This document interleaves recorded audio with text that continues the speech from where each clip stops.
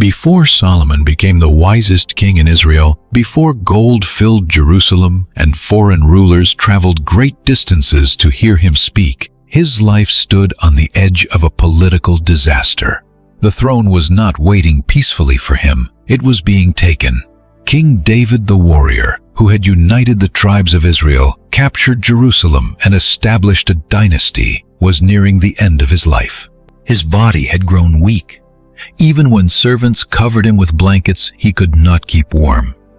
A young woman named Abishag from Shunem was brought into the royal household to care for him, but the king's failing strength could not be hidden. David was still alive, but the kingdom could already feel the approaching change. And wherever power is about to pass from one generation to another, ambition begins to move. David had many sons, and the history of his household had already been marked by rivalry, violence, betrayal, and grief. Amnon, his firstborn, was dead. Absalom, the charismatic son who had once stolen the hearts of Israel and led a rebellion against his father, was also dead. Another son, Adonijah, now saw an opportunity. Adonijah was the son of Haggith. The biblical account describes him as handsome, and it also reveals something significant about the way he had been raised. David had never seriously confronted him by asking why he behaved as he did. That detail helps explain the crisis that followed. Adonijah did not wait for David to die. He did not wait for a public declaration from the king. He exalted himself and announced that he would become king. He gathered chariots, horsemen, and 50 men to run before him. It was more than a display of wealth. It was a carefully constructed image of royalty. Years earlier, Absalom had used similar signs of power before launching his own rebellion. Adonijah was now repeating the pattern. He also secured powerful allies. Joab, the commander of David's army, supported him. Joab had fought beside David for decades. He had helped establish the kingdom, defeated its enemies, and carried out some of its darkest commands. But he had also acted violently and independently, killing men when political reconciliation threatened his position.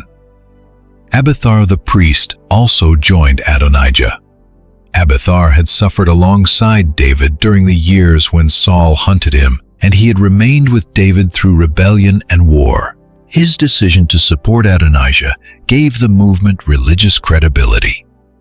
But not everyone followed. Zadok the priest remained loyal to David.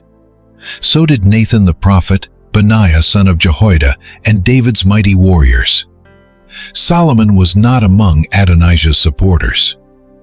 Adonijah prepared a great sacrifice near the stone of Zoheleth beside En-Rogel outside Jerusalem. He invited the king's sons, royal officials, and the men of Judah who served David. But the guest list revealed his intentions.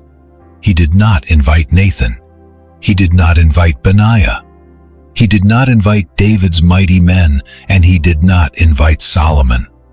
This was not a family celebration. It was a coronation taking place without the king's approval. If Adonijah succeeded, Solomon would not simply lose the throne.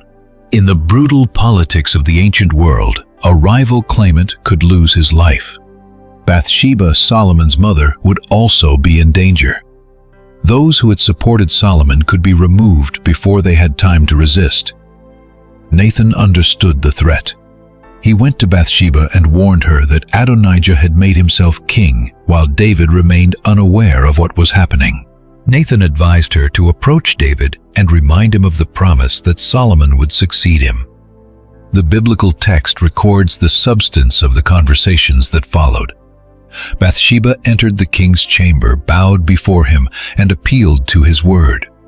She reminded David that Solomon was supposed to sit on the throne after him. Yet Adonijah had declared himself king, sacrificing cattle, fattened animals, and sheep, while inviting the royal sons, Abiathar and Joab. Solomon, she explained, had not been invited. The eyes of Israel were now on David. The nation was waiting to learn who would succeed him. If David died without acting, Bathsheba and Solomon would be treated as enemies of the new regime. While she was still speaking, Nathan entered. His arrival confirmed her report. Nathan did not begin with an accusation. He framed the matter as a question. Had David declared that Adonijah would reign after him? If so, why had the king's servant not been informed? He described the celebration near En-Rogel. Adonijah was eating and drinking with the king's sons, the military commanders, and Abiathar the priest. They were already proclaiming him king. But Zadok, Benaiah, Nathan, and Solomon had been excluded. David now faced one of the final decisions of his reign. Throughout his life, he had often hesitated to discipline his sons. His passivity had allowed private sins to become national disasters. Amnon's crime had gone unanswered. Absalom's anger had grown into murder, exile, and rebellion. Now another son was attempting to take the kingdom while David lay weak in his chamber. This time delay could destroy the succession before Solomon ever reached the throne. David summoned Bathsheba again and reaffirmed his oath. As surely as the Lord lived, the God who had delivered David from every distress, Solomon would reign after him and sit on the throne that very day. The old king moved quickly. He called Zadok the priest, Nathan the prophet, and Benaiah son of Jehoiada. He ordered them to take Solomon down to the Gihon spring. Solomon was to ride David's own mule, an unmistakable public sign that he carried the authority of the reigning king. At Gihon, Zadok and Nathan were to anoint Solomon king over Israel. Then the trumpet was to sound. The people were to proclaim, "Long live King Solomon." Afterward, Solomon would be brought back to Jerusalem and seated on David's throne. The response of Benaiah reveals how much was at stake. He prayed that the Lord would confirm David's decision and make Solomon's throne even greater than the throne of his father. The procession began. Solomon rode on David's mule, surrounded by the men who had remained loyal, while Adonijah gathered his supporters elsewhere. At Gihon, Zadok took the horn of oil from the sacred tent and anointed Solomon. The trumpet sounded. The people shouted. Music filled the city, and the celebration became so great that the biblical account says the earth seemed to shake with the sound. Jerusalem now had a king. But not the king Adonijah expected. At En-Rogel, Adonijah and his guests heard the noise as their feast was ending. Joab, a soldier who knew the sounds of public unrest, immediately recognized that something unusual was happening in the city. Then Jonathan, the son of Abiathar, arrived. Adonijah welcomed him as though he carried good news. Instead, Jonathan announced that David had made Solomon king. He described everything. Zadok, Nathan, Benaiah, and the royal guards had accompanied Solomon. He had ridden the king's mule. He had been anointed at Gihon. The city was rejoicing. Solomon had already taken his seat on the royal throne. Even David's servants had come to bless the aging king, praying that Solomon's name would become greater than David's, and that his throne would surpass his father's throne. David himself had bowed in worship from his bed, thanking the Lord for allowing him to see one of his descendants seated on the throne. The news destroyed Adonijah's celebration. The men who had gathered around him rose in fear and scattered in different directions. Their boldness had depended on the belief that Adonijah's claim would succeed. Once Solomon possessed David's public support, the anointing of the priest, the declaration of the prophet, and the approval of Jerusalem, Adonijah's supporters no longer wanted to be found beside him. Adonijah fled to the altar and took hold of its horns. It was an act of desperation. The altar represented sacred protection, but touching it was not a magical guarantee of safety. Adonijah was appealing for mercy before Solomon had even begun to rule. Word reached Solomon that Adonijah feared for his life and refused to leave the altar until the new king promised not to kill him. Solomon's response gave the first glimpse of how he intended to govern. He did not order an immediate execution. Instead, he made Adonijah's future depend on his conduct. If Adonijah proved himself worthy, he would live. If wickedness was found in him, he would die. Adonijah came down from the altar and bowed before Solomon. Solomon dismissed him to his house. For the moment, bloodshed had been avoided. But the crisis was not over. Adonijah was still alive. Joab still commanded enormous military influence. Abiathar still carried the authority of the priesthood.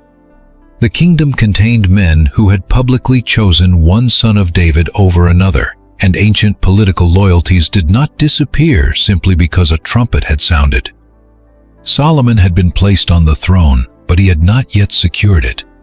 David understood this. As his final days approached, he gathered the leaders of Israel and publicly presented Solomon as the one chosen to complete the work David could not finish.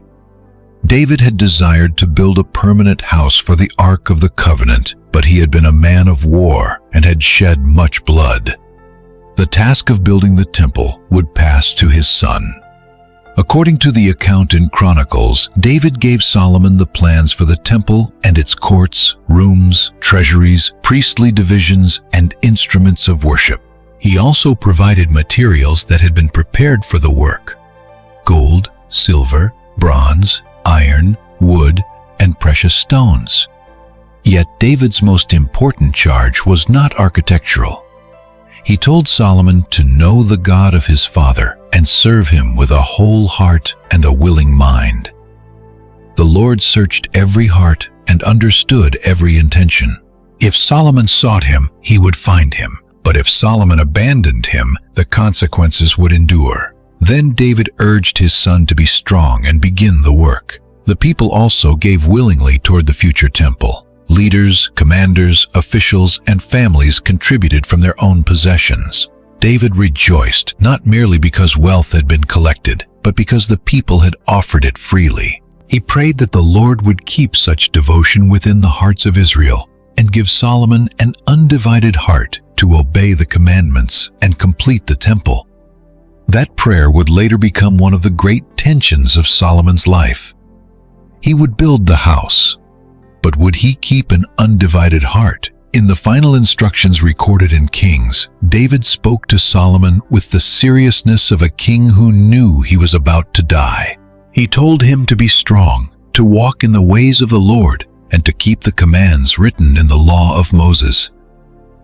The future of David's dynasty was connected not merely to military strength or political skill, but to covenant faithfulness. If David's descendants lived faithfully, the promise concerning his throne would continue. But David also left Solomon a list of unresolved dangers. There was Joab, whose hands carried the blood of Abner and Amasa, two commanders he had killed during times of peace. There was Barzillai's family, who had shown kindness to David during Absalom's rebellion and deserved royal favor. There was Shimei, who had cursed David during that same crisis and later pleaded for mercy. David did not give Solomon a simple kingdom. He gave him a throne surrounded by memories, debts, loyalties, rivalries, and blood.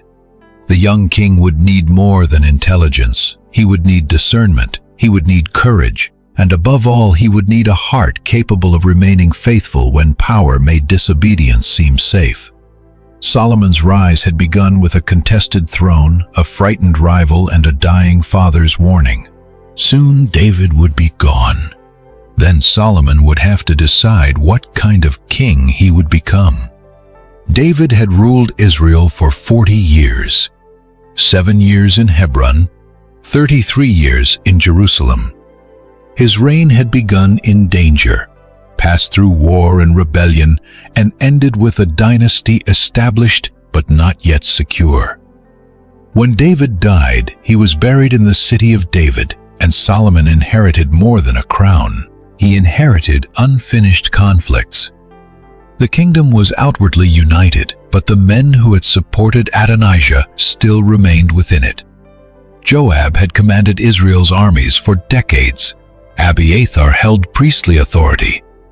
Adonijah had bowed before Solomon, but his ambition had not necessarily disappeared. The new king could not govern while every rival waited to see whether he was strong enough to survive. The first test came through Bathsheba. Adonijah approached Solomon's mother and assured her that he came in peace. He reminded her that the kingdom had once seemed likely to become his, and that many people had expected him to reign. Yet he said the throne had turned to Solomon because it belonged to him from the Lord. His words sounded humble. His request was not. Adonijah asked Bathsheba to speak to Solomon on his behalf so that he might marry Abishag the Shunammite, the young woman who had cared for David during his final days. To a modern reader, the request may appear personal. In the political world of ancient kingship, it carried a much larger meaning. A deceased king's wives and concubines were connected to his royal household. Claiming one of them could be interpreted as claiming a portion of the dead king's authority. Absalom had once publicly taken David's concubines as a declaration that he had seized his father's throne. Abishag is not explicitly called David's wife in the account, and the text states that David did not have sexual relations with her. Yet she belonged to the intimate circle of the royal court. Adonijah's request could therefore appear to Solomon as another attempt to strengthen a claim to kingship. Bathsheba brought the request to her son. Solomon received his mother with honor. He rose from the throne, bowed before her, and had a seat placed for her at his right hand. When she explained that she had one small request, Solomon invited her to speak. Then she asked him to give Abishag to Adonijah. Solomon immediately recognized the political danger. Why ask only for Abishag? Why not ask for the kingdom itself? Adonijah was Solomon's older brother. He had already attracted the support of Abiathar and Joab. In Solomon's judgment, the request revealed that the old conspiracy was not finished.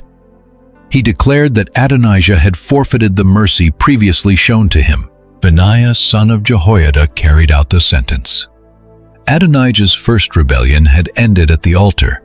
His second attempt, whether intended as a direct conspiracy or interpreted as one, ended with his death. Solomon then turned to Abiathar. The priest had served David through years of danger. He had carried the ark. He had shared in David's afflictions.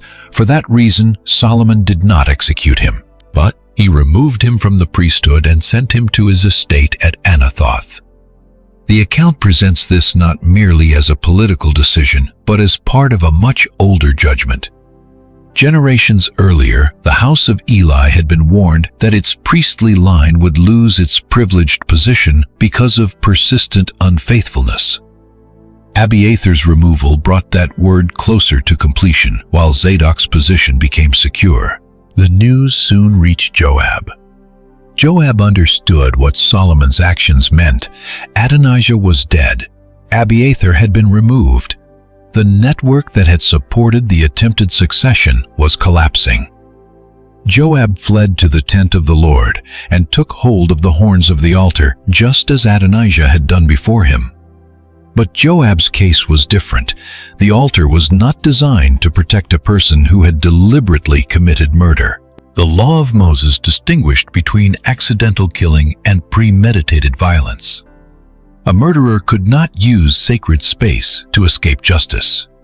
Joab refused to leave the altar when Benaiah ordered him to come out. He said he would die there. Benaiah returned to Solomon for instructions, and Solomon ordered him to carry out the judgment. Joab's death would remove the blood guilt associated with the murders of Abner and Amasa, men Joab had killed during times when they were no longer fighting him in battle. This was not a simple story of a cruel king destroying everyone who opposed him. It was also not a peaceful transition.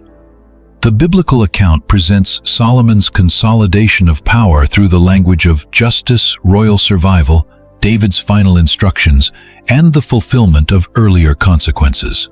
Yet the scenes remain severe. The kingdom was being stabilized through irreversible decisions. Benaiah replaced Joab as commander of the army. Zadok replaced Abiathar in the priestly position. The military and religious centers of power were now aligned with Solomon. One final figure remained from David's instructions. Shimei had cursed David when Absalom forced the king to flee Jerusalem. Later, when David returned, Shimei had pleaded for mercy. David had promised not to kill him at that time, but he warned Solomon not to consider him innocent. Solomon did not execute Shimei immediately. Instead, he ordered him to build a house in Jerusalem and remain within the city. If Shimei crossed the Kidron Valley, his life would be forfeit. Shimei accepted the condition and lived under it for 3 years. Then 2 of his servants fled to Gath. Shimei left Jerusalem to retrieve them. When Solomon learned that he had crossed the boundary, he summoned him. Shimei had agreed to the command and understood the consequence. By breaking his oath, he placed himself under the judgment he had accepted. Benaiah executed the sentence. The biblical account then gives a brief but decisive conclusion. The kingdom was firmly established in Solomon's hand. That sentence marks the end of the first struggle. Solomon no longer ruled beneath the shadow of Adonijah's claim. The army, priesthood, royal court, and capital recognized his authority. The threats David had left unresolved had been addressed. But removing rivals could not make a king wise. It could secure a throne. It could not teach him how to sit upon it. Solomon now faced a nation that was larger and more complex than the one Saul had first ruled. David had expanded its borders, defeated surrounding enemies, organized military and religious leadership, and made Jerusalem the political and spiritual center of Israel. The new king would need to judge disputes, organize officials, maintain alliances, manage resources, protect worship, and preserve unity among the tribes. He would also need to understand the covenant that made Israel different from the kingdoms around it. At this early stage, Solomon loved the Lord and walked according to the instructions of David. Yet the biblical narrator adds an important qualification. Solomon sacrificed and burned incense at the high places. Before the temple was built, Israel's worship was not centered in one permanent sanctuary in Jerusalem. The tabernacle and its sacred objects were not all located in the same place. The bronze altar associated with the tabernacle stood at Gibeon, while the ark had been brought to Jerusalem. The use of high places during this period must therefore be understood carefully. Some were used in worship connected to the Lord, while others would later become centers of idolatry and disobedience. Gibeon was regarded as the most important high place. Solomon went there and offered a great number of sacrifices. The account says he offered 1,000 burnt offerings on the altar. During his time at Gibeon, the Lord appeared to Solomon in a dream. God gave the young king an extraordinary invitation. "Ask what I shall give you." Solomon could have asked for the things kings usually seek: a long life, victory over enemies, greater territory, unmatched wealth, the death of every rival. Instead, Solomon began by remembering grace. He spoke of the steadfast love God had shown to David because David had walked in faithfulness, righteousness, and uprightness of heart. He recognized that being placed on David's throne was itself an act of divine kindness. Then Solomon confessed his inadequacy. He described himself as young and inexperienced, someone who did not know how to go out or come in, that is, how to lead the people through the responsibilities of royal life. The nation he had been called to govern was great, too numerous to count easily. Solomon did not treat the people as a possession created for his glory. He called them God's people. Then he made his request.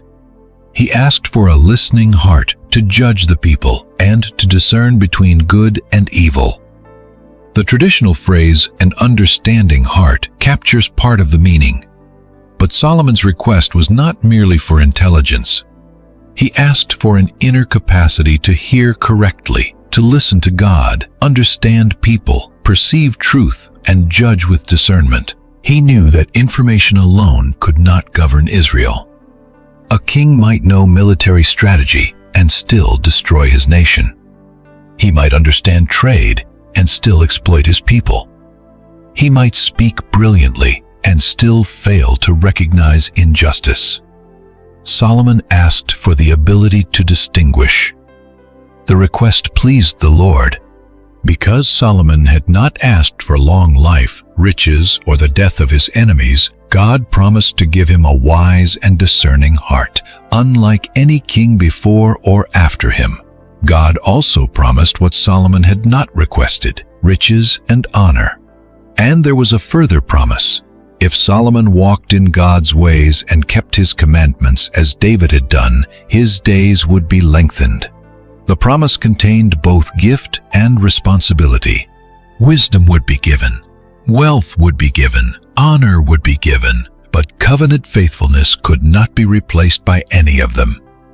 Solomon awoke and realized that he had received a dream from God. He returned to Jerusalem, stood before the Ark of the Covenant, offered sacrifices, and held a feast for his servants. The first public demonstration of his wisdom came through a case no ordinary court could easily solve. Two women came before the king. They lived in the same house, and both had recently given birth. No one else was present as a witness.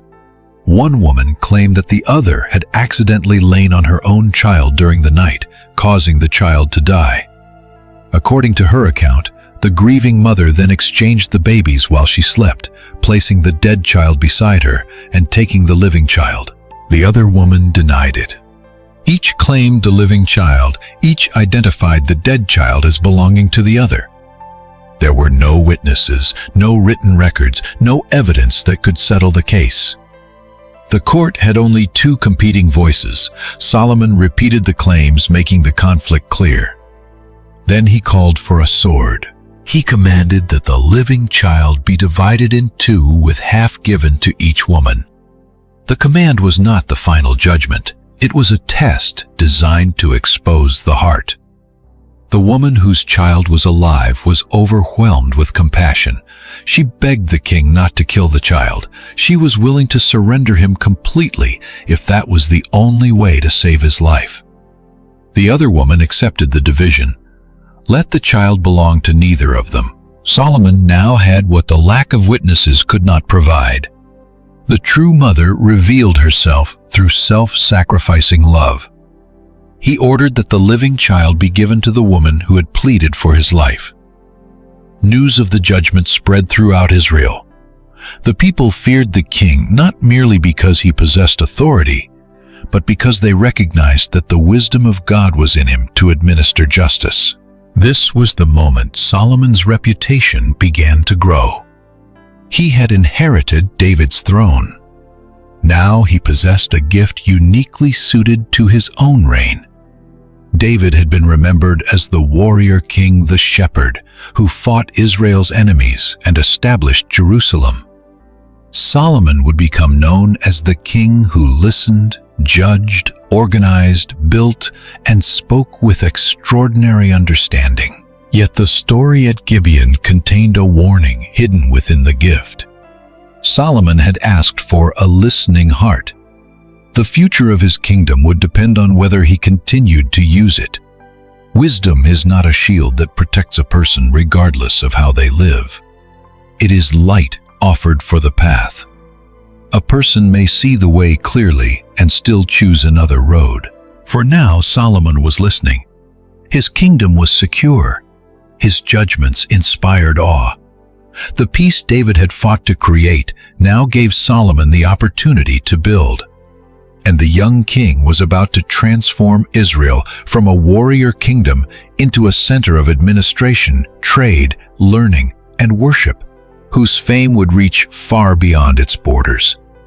But every structure he raised would test the heart that had asked for wisdom. Solomon's kingdom entered a season Israel had rarely known.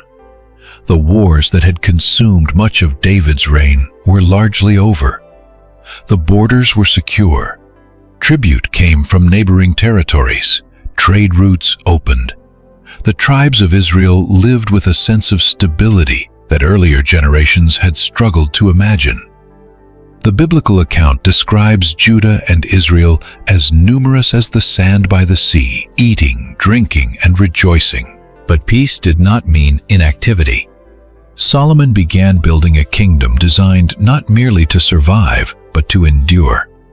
He appointed officials over the royal court, the army, the priesthood, and the growing administration. Some came from families that had served David, others represented the new structure of Solomon's reign.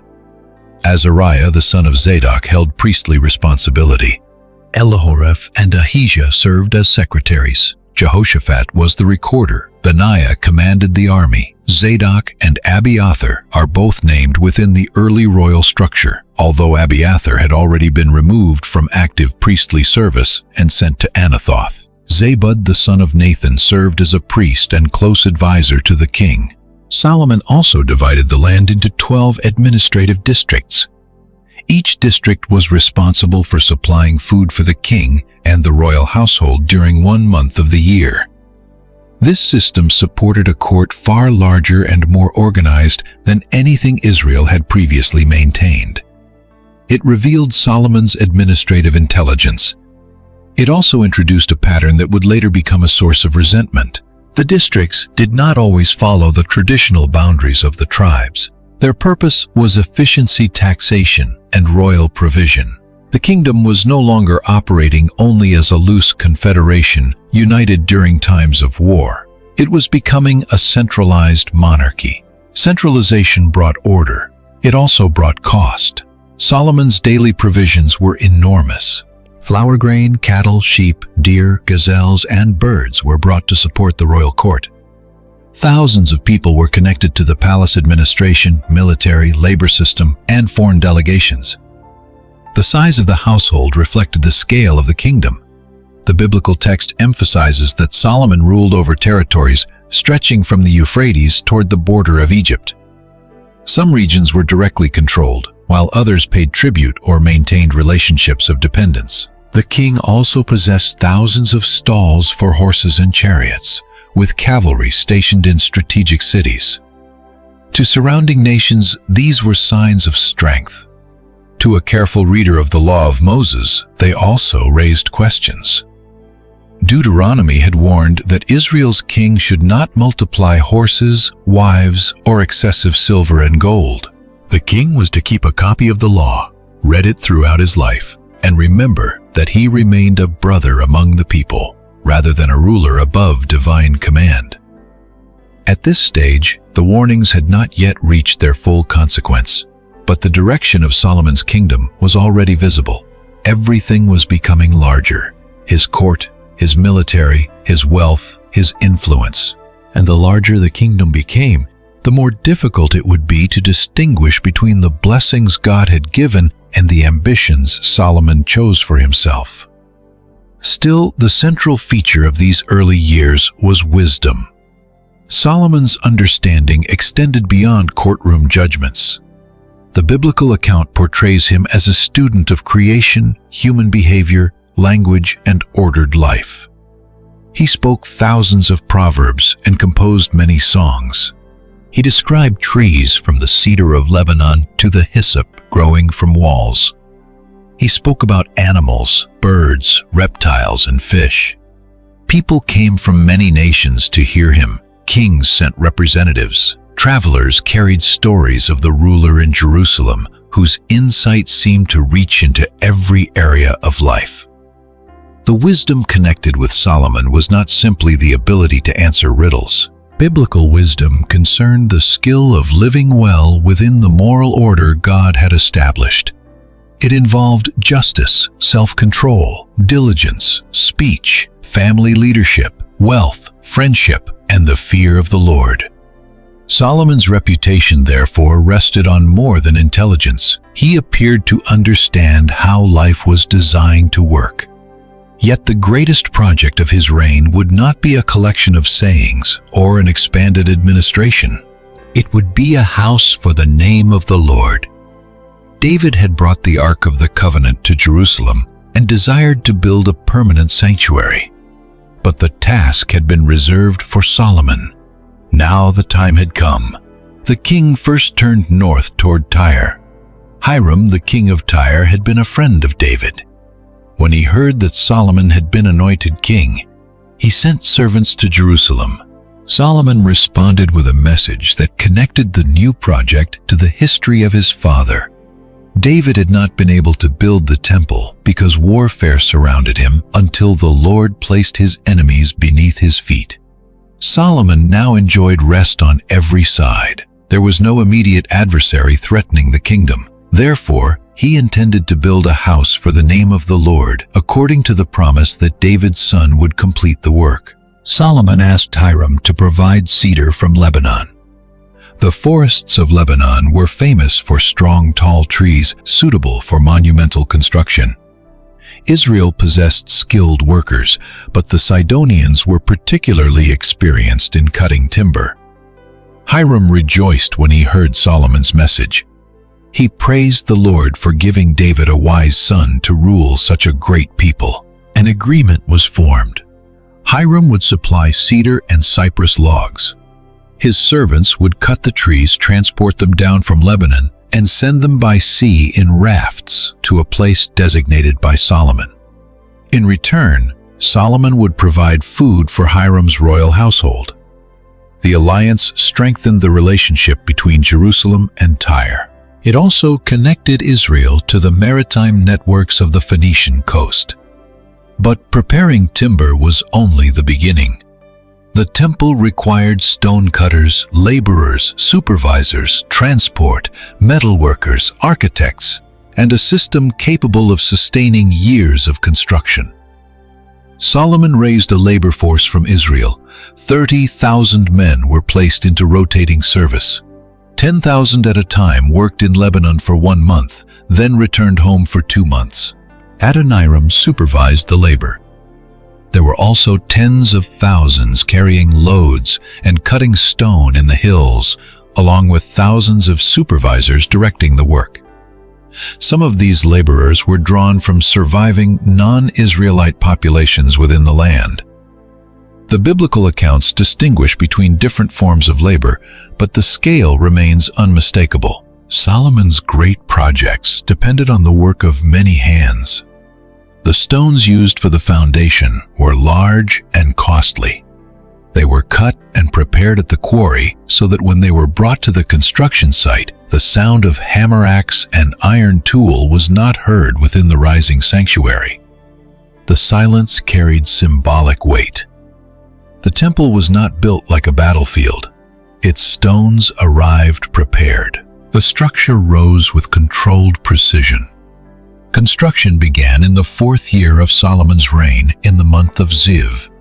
The biblical account places it 480 years after the Israelites came out of Egypt, though ancient chronology is interpreted differently among readers and scholars. What matters within the story is the connection. The God who brought Israel out of slavery was now being honored in the center of the kingdom. The Exodus had led to Sinai. Sinai had led to covenant. The covenant had led to the tabernacle.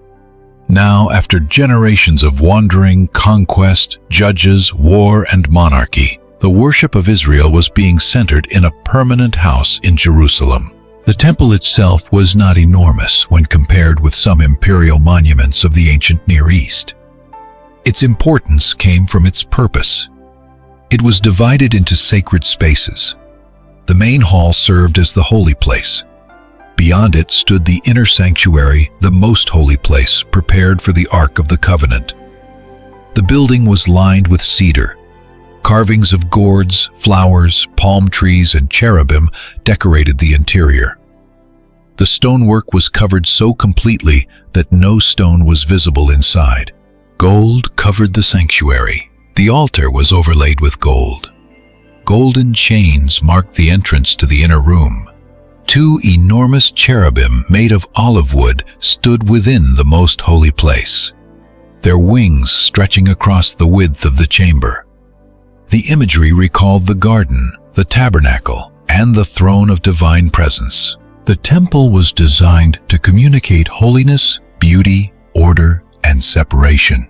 It was a place where heaven and earth were represented as meeting, not because God could be contained within a building, but because he had chosen to place his name among his people.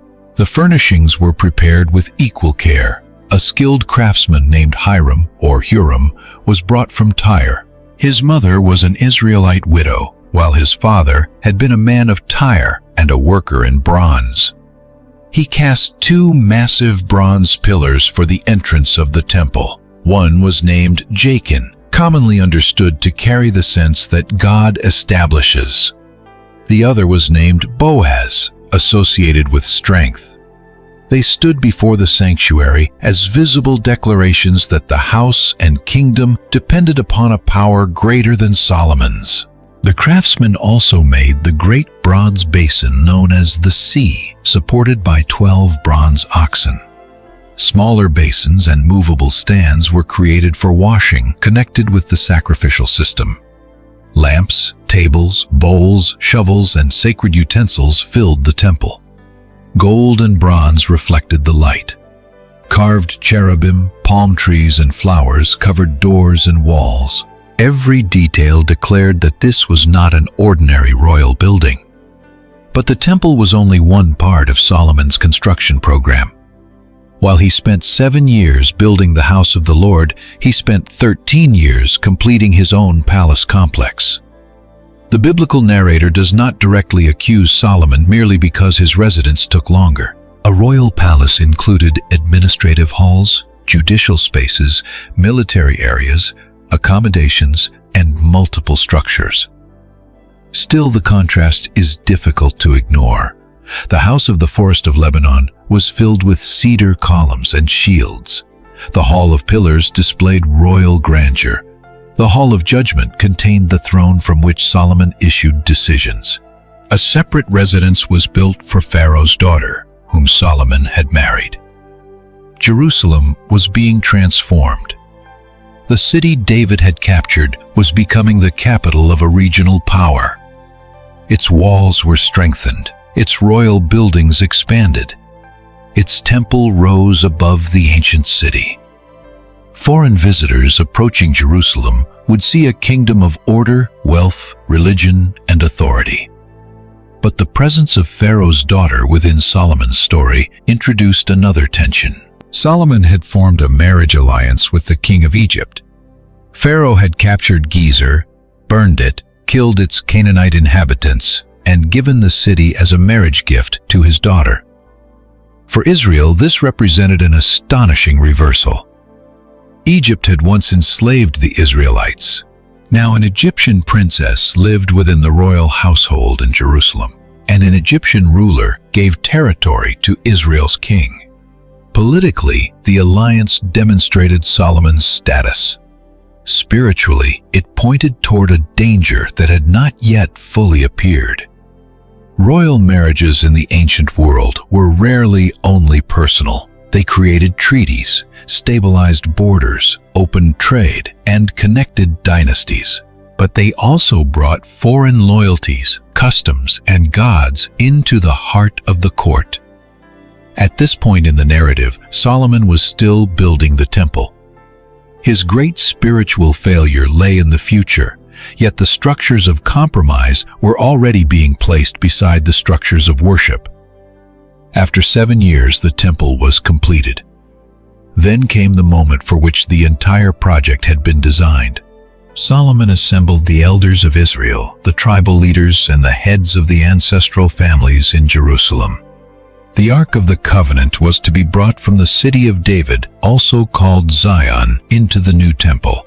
It was the feast in the month of Ethanim, a time when the people gathered before the Lord. The priests and Levites carried the ark, the tent of meeting, and the sacred furnishings. Solomon and the entire assembly offered so many sheep and cattle that the number could not be easily recorded. The ark was carried into the inner sanctuary. The priests placed it beneath the wings of the great cherubim. Inside the ark were the stone tablets associated with the covenant made at Horeb when the Lord brought Israel out of Egypt. The object at the center of the temple was therefore not Solomon's throne, his crown, or a record of his achievements. It was the testimony of the covenant. The king's authority stood beneath the law of God. The nation's worship rested on the relationship God had established with his people. When the priests came out of the holy place, a cloud filled the temple. They could not continue ministering because of the cloud.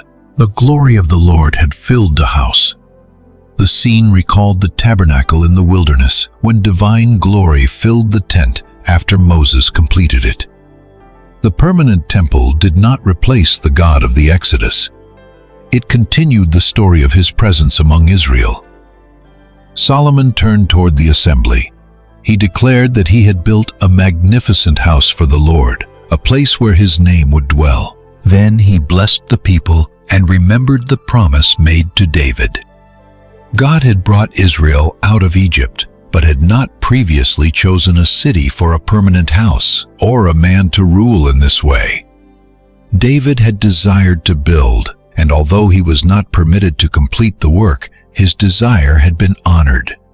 Now Solomon had risen in his father's place. The temple stood finished. The ark rested within it. The promise had reached fulfillment. But Solomon understood that the building itself was not enough. He stood before the altar, spread out his hands toward heaven, and began to pray. He praised the God of Israel, who kept covenant and steadfast love with servants who walked before him wholeheartedly. He asked that the promise to David's line would continue, provided David's descendants carefully watched how they lived. Then Solomon acknowledged a truth that prevented the temple from becoming an idol. Would God truly dwell on earth? The heavens, even the highest heavens, could not contain him. How much less could a house built by human hands? Solomon did not claim that the temple confined God. He asked that God's eyes would be open toward it, and that he would hear prayers directed toward this place. His prayer then moved through the future crises Israel might face. When one person sinned against another and came before the altar, Solomon asked God to judge rightly. When Israel was defeated because of sin, but turned back and confessed God's name, he asked God to forgive and restore them. When the sky was shut and rain did not fall because the people had sinned, he asked God to teach them the right way and send rain upon the land. When famine, plague, crop disease, locust siege, or disaster came, Solomon asked God to hear every prayer offered by those who recognized the affliction of their own hearts. He even prayed for foreigners.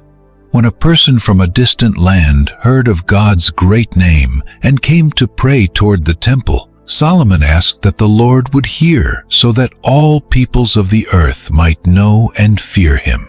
When Israel went to war, Solomon asked God to uphold their cause. And when the people sinned, Solomon added that there was no one who did not sin and were taken captive to a foreign land. He asked that if they repented and turned toward the land, the city, and the temple, God would hear and forgive. The prayer reached beyond the glory of the dedication ceremony. Solomon imagined defeat, drought, famine, exile. He understood that Israel's future depended not on the perfection of its people, but on the mercy of the covenant God to whom they could return. When Solomon finished praying, he rose from before the altar where he had been kneeling, with his hands spread toward heaven. He blessed the assembly. Not one word of God's promises had failed. Solomon called Israel to keep their hearts fully devoted to the Lord, walking in his commands, so that the nations of the earth would know that the Lord alone is God. Then came sacrifice and celebration on a national scale. Solomon offered thousands of cattle and sheep. The middle court was consecrated for offerings because the bronze altar could not contain the number being presented. For 14 days, the people celebrated the dedication of the temple and the festival. They had come from across the kingdom, from the northern entrance near Hamath to the brook of Egypt in the south. When Solomon sent them home, they blessed the king and returned joyful because of the goodness God had shown to David, Solomon, and Israel. This was the spiritual summit of Solomon's reign. The temple stood complete, the people were united. The king prayed with humility. The covenant was remembered. The nations were included in the vision. The glory of the Lord filled the house. Everything seemed established. Then God appeared to Solomon again. The Lord confirmed that he had heard the prayer and consecrated the temple by placing his name there. But the answer included a condition Solomon could not afford to forget. If he walked before God with integrity and uprightness, keeping the commands, the throne of David would be established. But if Solomon or his descendants turned away, served other gods, and worshipped them, Israel would be cut off from the land. The temple itself would not protect them. The magnificent house could become a ruin. People passing by would ask why the Lord had done such a thing to the land and the temple. The answer would not be that God had failed to keep his covenant. It would be that the people had abandoned him. Solomon had completed the greatest sacred project of his generation. Now came the more difficult work. He had to remain faithful after the celebration ended. He had built a house covered in gold, but the future of the kingdom would depend on something no craftsman could construct and no army could defend: the heart of the king. The temple had been completed. The ark rested within the most holy place, the glory of the Lord had filled the sanctuary, and Solomon stood at the center of a kingdom that appeared to have reached the fulfillment of generations of struggle. Israel was no longer a collection of tribes repeatedly threatened by surrounding enemies. Under David, the nation had been united and its borders expanded. Under Solomon, that military achievement was being transformed into political influence, commercial power, and international prestige.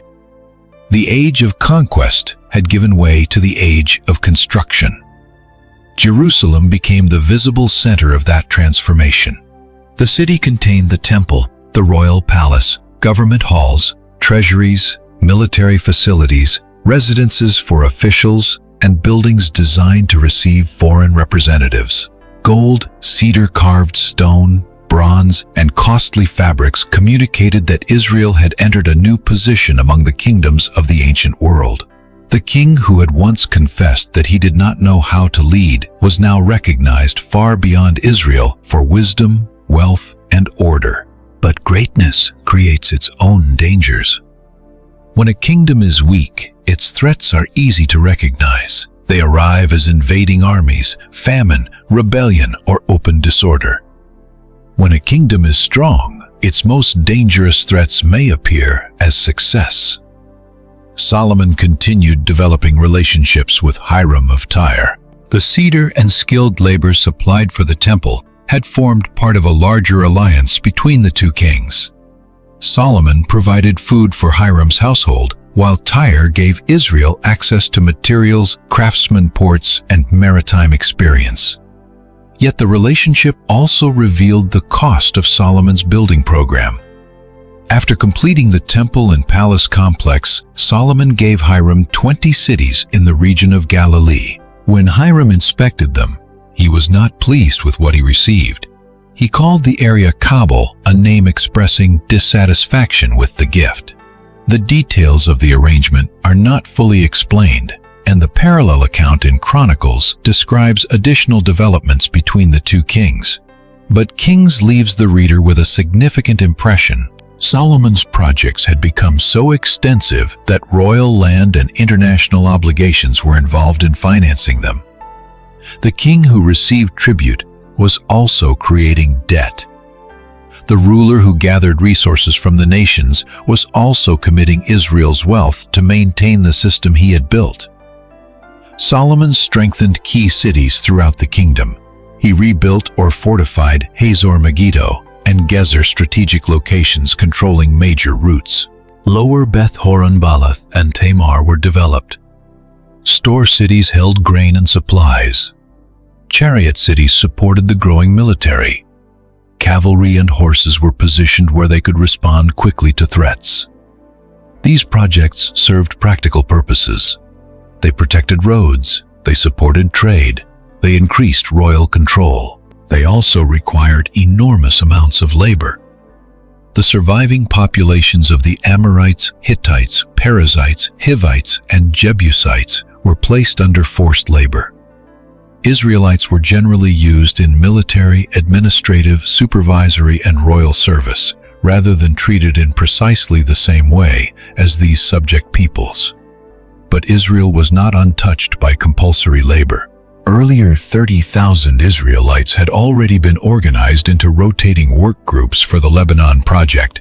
Others served as officials, soldiers, labor supervisors, royal servants, chariot commanders, and providers for the court. A prosperous kingdom does not operate without someone carrying its weight. Solomon's achievements were visible in stone, cedar, and gold. The burden was less visible. It appeared in months spent away from home. It appeared in crops delivered to royal storehouses. It appeared in districts responsible for feeding the palace. It appeared in workers cutting timber, carrying loads, shaping stone, caring for horses, and sustaining the growing machinery of the monarchy. For many people, Solomon's reign brought peace and security. For others, peace came with demands they could not easily refuse. The biblical account describes Solomon building the Millo and repairing the wall of Jerusalem.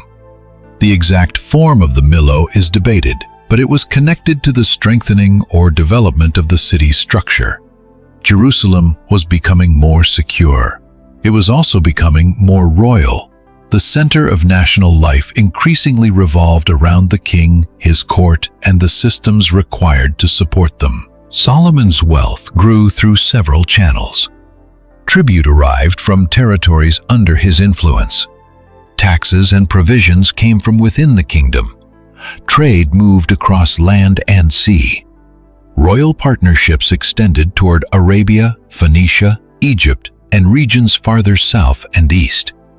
Solomon and Hiram developed a fleet associated with Ezion-Geber near Elath on the shore of the Red Sea. Hiram's sailors, experienced in navigation, served alongside Solomon's men. The ships traveled to Ophir and returned carrying large quantities of gold. The precise location of Ophir remains uncertain. Different regions have been proposed, but the biblical text does not identify it in a way that allows complete certainty. What the account emphasizes is the wealth. Gold flowed toward Jerusalem from beyond Israel's borders. It decorated the temple. It filled the treasury. It covered royal objects. It became the material symbol of Solomon's age.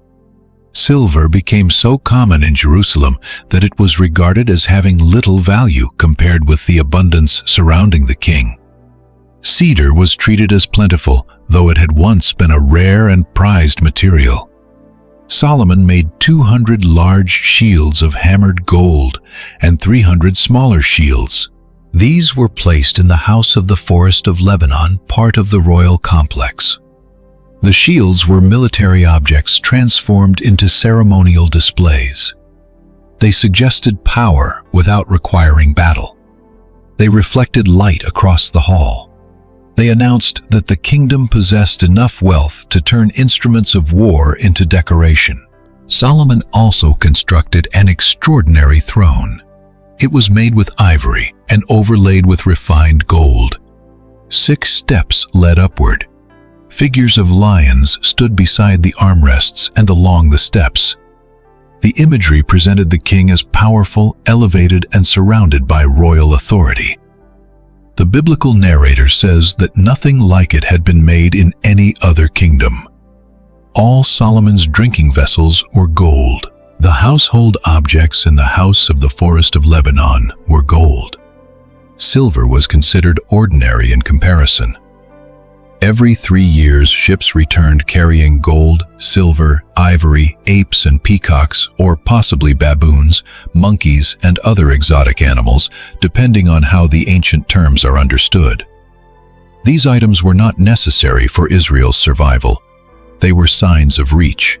They revealed that Solomon's commercial network extended into lands whose products appeared strange and remarkable to the people of Jerusalem. The king had become a collector of the distant world. His court displayed animals, materials, craftsmanship, and wealth from places most Israelites would never see. Solomon also imported horses and chariots from Egypt and other regions. Royal merchants managed the trade, purchasing chariots and horses and exporting them to neighboring rulers. This was profitable. It was politically useful. It also brought the story closer to the warnings given in the law. Israel's king had been told not to multiply horses for himself or cause the people to return toward Egypt in order to acquire them. The warning was not merely about animals. Horses and chariots represented military dependence, royal pride, and the temptation to imitate the power structures of surrounding nations. Solomon's kingdom had been established through divine promise, but its security was increasingly displayed through the same symbols used by every other empire: chariots, horses, fortified cities, international marriages, treasuries filled with gold. None of these things automatically proved that Solomon had abandoned God. The danger lay in accumulation. A king may receive wealth as a blessing and gradually begin treating wealth as the foundation of his safety. He may build defenses for the good of his people and gradually begin trusting in the defenses more than in the God who gave him peace. He may form alliances to prevent war and gradually accept the values, customs, and gods those alliances bring with them. Compromise rarely announces itself as rebellion. It often appears as wisdom adapted to political reality. Solomon's fame continued to spread. Reports traveled along merchant routes and royal networks. Foreign rulers heard not only of his wealth, but also of his wisdom and his connection to the name of the Lord. Among those who came to test these reports was the Queen of Sheba. Her kingdom is commonly associated with the region of southern Arabia, particularly the area of modern Yemen, though ancient Sheba also had commercial connections extending toward the Horn of Africa. She did not arrive as an ordinary traveler. She came with a large caravan.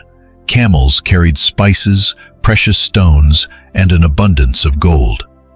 Her presence in Jerusalem represented wealth meeting wealth and royal power, examining royal power.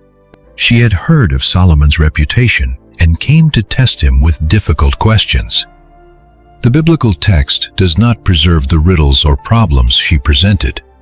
It says she spoke with Solomon about everything on her mind, and Solomon answered all her questions. Nothing was hidden from him. The encounter was not merely intellectual entertainment. In the ancient world, the ability to answer difficult questions demonstrated fitness to rule. A wise king was expected to understand law, diplomacy, trade, human nature, and the ordering of society. The Queen of Sheba tested whether Solomon's reputation rested on exaggeration. Then she examined his kingdom. She saw the palace he had built. She observed the food on his table. She watched the organization of his officials. She saw the servants' attendants, clothing cupbearers and burnt offerings associated with the house of the Lord. The scale and order of the court overwhelmed her. She admitted that the reports she had heard in her own country had been true, though she had not believed them until she came and saw everything for herself. Even then, she said, she had not been told half of it. Solomon's wisdom and prosperity exceeded the report. She declared his servants fortunate because they continually stood before him and heard his wisdom. Then she praised the Lord. She recognized that Solomon's throne existed because God delighted in Israel. She connected the king's position to the purpose of justice and righteousness. Her words expressed what Solomon's reign was supposed to represent. The king had not been elevated only for personal glory. He had been appointed to establish justice. He had been given wisdom to serve the people. He had received wealth so that Israel might become a testimony to the nations. The Queen of Sheba then gave Solomon gold, spices, and precious stones. The biblical account emphasizes that such an abundance of spices was never brought again in the same way. Solomon also gave her gifts. He provided what royal generosity required and granted whatever she desired and requested. Then she returned to her own land with her servants. The visit marked the international height of Solomon's reign. A foreign queen had traveled a great distance to hear him. She had tested him and found his wisdom genuine. She had examined his kingdom and found it greater than expected. She had praised the God of Israel because of what she saw. The promise to Abraham had included the vision that the nations would encounter blessing through his descendants. In this moment, a ruler from afar came to Jerusalem and recognized something of the God behind Israel's prosperity. Yet even this magnificent scene contained a question. What exactly had impressed her? The wisdom, the justice, the temple, the servants, the gold, all were present. And because they were present together, it was becoming increasingly difficult to separate the spiritual purpose of Solomon's reign from the spectacle surrounding it. The annual amount of gold that came to Solomon was recorded as 666 talents, apart from additional income from merchants, traders, Arabian kings, and governors. The number is presented in Kings as a measure of extraordinary wealth. Later biblical readers may recognize that the same number appears in a very different context in Revelation, but Kings itself does not explain Solomon's income symbolically. The immediate point is excess. His wealth had reached a scale beyond ordinary royal prosperity. The king who had not asked for riches had received them. Then he continued multiplying them. Solomon became greater in riches and wisdom than all the kings of the earth. People sought his presence to hear the wisdom God had placed within him. They brought gifts year after year: gold, silver, clothing, weapons, spices, horses, and mules. The cycle reinforced itself. Wisdom produced fame, fame attracted rulers, rulers brought gifts, gifts increased wealth. Wealth enlarged the court. The enlarged court increased Solomon's visible greatness. Every success made the next success possible. But wealth also changed the environment around the king. A person surrounded by servants is rarely contradicted. A ruler constantly praised by visitors may forget the complaints of laborers who will never enter the palace. A man whose judgments are admired throughout the earth may begin assuming that every personal decision is equally wise. Solomon could answer difficult questions from distant rulers, but could he still hear the quiet warnings already written in the law? He could study the cedar and the hyssop. He could describe animals and birds. He could organize districts, build cities, negotiate treaties, and manage fleets. But wisdom applied to the world is not the same as wisdom applied to oneself. The kingdom was at peace. The borders were strong, the treasuries were full, Jerusalem shone with gold. Foreign rulers praised the king, and the temples stood above the city as the center of Israel's worship. From the outside, nothing appeared to be failing. But the foundations of the coming crisis had already been laid. The labor system had created resentment. The royal court had become enormously expensive. Horses and chariots connected the kingdom more deeply to Egypt. Trade and alliances brought increasing contact with foreign powers. And the marriages used to secure those alliances would bring more than political agreements into Jerusalem. Solomon's rise had reached its brightest point. That was precisely what made the danger difficult to see.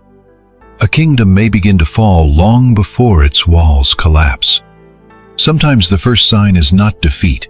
It is the moment when success convinces a ruler that the boundaries protecting him are no longer necessary. Solomon possessed almost everything a king could desire. The next question was whether possessing everything would leave room in his heart for the one who had given it. Solomon had reached a place few rulers in history ever reach. He possessed peace without immediate invasion, wealth without visible limit, international influence without constant war, and wisdom recognized across the known world. Foreign rulers came to hear him. Officials waited for his judgment. Merchants crossed great distances to trade beneath the protection of his kingdom. Builders had transformed Jerusalem. Priests served in the temple he had completed. To the people watching from outside the palace, Solomon appeared to embody success in almost every form. But the greatest test of wisdom does not come when a person lacks knowledge. It comes when that person knows what is right and must decide whether to live by it. Solomon had been given a listening heart. He understood justice. He understood leadership. He understood the dangers hidden in human desire. The wisdom tradition connected with his name repeatedly warns against pride, greed, uncontrolled appetite, unfaithfulness, destructive relationships, and the belief that power can protect a person from consequence. Yet the man who could identify those dangers in others was becoming increasingly unable or unwilling to confront them within himself. This is one of the most unsettling truths in Solomon's story. A person can understand wisdom without continuing to walk in wisdom. Knowledge can shape speech, while desire shapes behavior. A teacher may describe the right path with perfect clarity and still choose another road. The biblical books traditionally associated with Solomon preserve different dimensions of this tension. The book of Proverbs contains collections explicitly linked to Solomon, along with material connected to other wise figures and later compilers. It presents wisdom as something practical, moral, and deeply rooted in reverence for God. The fear of the Lord is described as the beginning of knowledge and wisdom. In biblical language, this fear is not merely terror.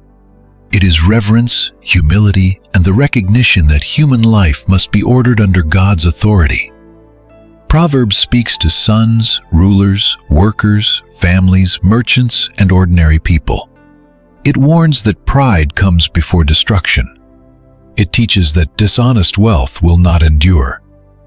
It declares that a king establishes his throne through justice. It repeatedly warns against sexual unfaithfulness and the seductive voice that promises pleasure while concealing death. It praises self-control. It warns against companionship that corrupts character. It reminds the powerful that God sees beyond appearances and weighs the heart. These teachings were not abstract to Solomon. They touched the exact areas where his own reign would become vulnerable. The king who taught that righteousness establishes a nation was building an increasingly heavy royal system. The man whose wisdom warned against multiplying desire was multiplying wealth, horses, power, and relationships. The teacher who described the danger of the forbidden woman was expanding a household filled with marriages formed for political advantage. The ruler who knew that pride distorts judgment was surrounded by nations praising his greatness. Solomon's problem was not that he had never heard the warning. He had spoken versions of it himself. The Song of Songs has also traditionally been associated with Solomon, whose name appears within the work.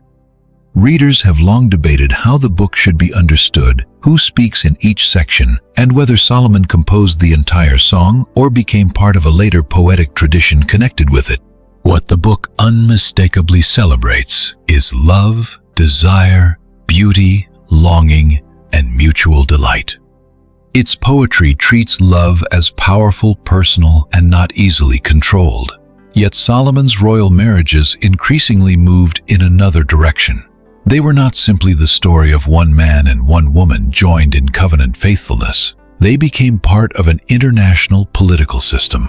A royal marriage could secure peace with a neighboring kingdom. It could open a trade route. It could reduce the danger of invasion. It could confirm an alliance. It could connect royal families and create obligations stronger than a written agreement. From the perspective of ancient diplomacy, Solomon's marriages could therefore appear intelligent. Each new relationship might prevent a war. Each royal bride might bring access to another territory, port market, or political network. Each alliance could be defended as a decision made for national stability. But what appeared politically wise could still become spiritually destructive. The law had not forbidden Israel from every interaction with foreigners. The story of Israel already included foreigners who turned toward the God of Israel and became part of the covenant community.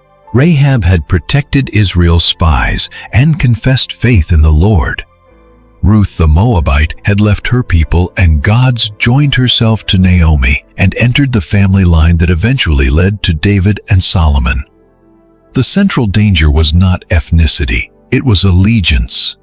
Israel had repeatedly been warned against relationships that would turn the people toward the worship of other gods. A foreigner who sought the Lord could be welcomed. An alliance that imported idolatry into the center of Israel's life threatened the covenant itself. Solomon's marriage to Pharaoh's daughter had already demonstrated the political scale of his rule. Egypt, once Israel's oppressor, now treated Jerusalem as a royal power worthy of dynastic alliance. The marriage may have helped stabilize the southern border. It may have strengthened trade. It certainly enhanced Solomon's international prestige. But Pharaoh's daughter was not the last foreign woman to enter Solomon's household. The biblical account later speaks of women from Moab, Ammon, Edom, Sidon, and the Hittite peoples. These names carried historical and spiritual significance. Moab and Ammon trace their origins to Lot, but both nations had often stood in tension with Israel. Edom descended from Esau and had its own long, complicated relationship with Jacob's descendants. Sidon belonged to the Phoenician world, whose commercial strength had already contributed greatly to Solomon's building projects. The women who entered the royal household did not arrive alone. They brought servants, languages, customs, political expectations, family loyalties, festivals, priests, sacred symbols, and gods. At first, these influences may have remained within private royal spaces. A wife from another nation might desire familiar food, clothing, rituals, and places of worship. Her family might expect Solomon to honor the gods associated with their dynasty. Refusing such requests could be treated as an insult to the alliance itself. What had begun as diplomacy now required accommodation. Accommodation invited normalization. Normalization prepared the way for participation. This is how spiritual compromise often develops.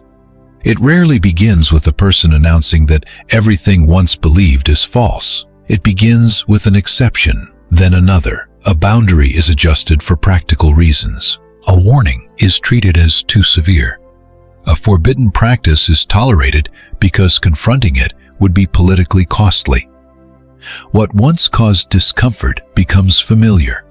What becomes familiar eventually appears harmless. And what appears harmless can finally become sacred.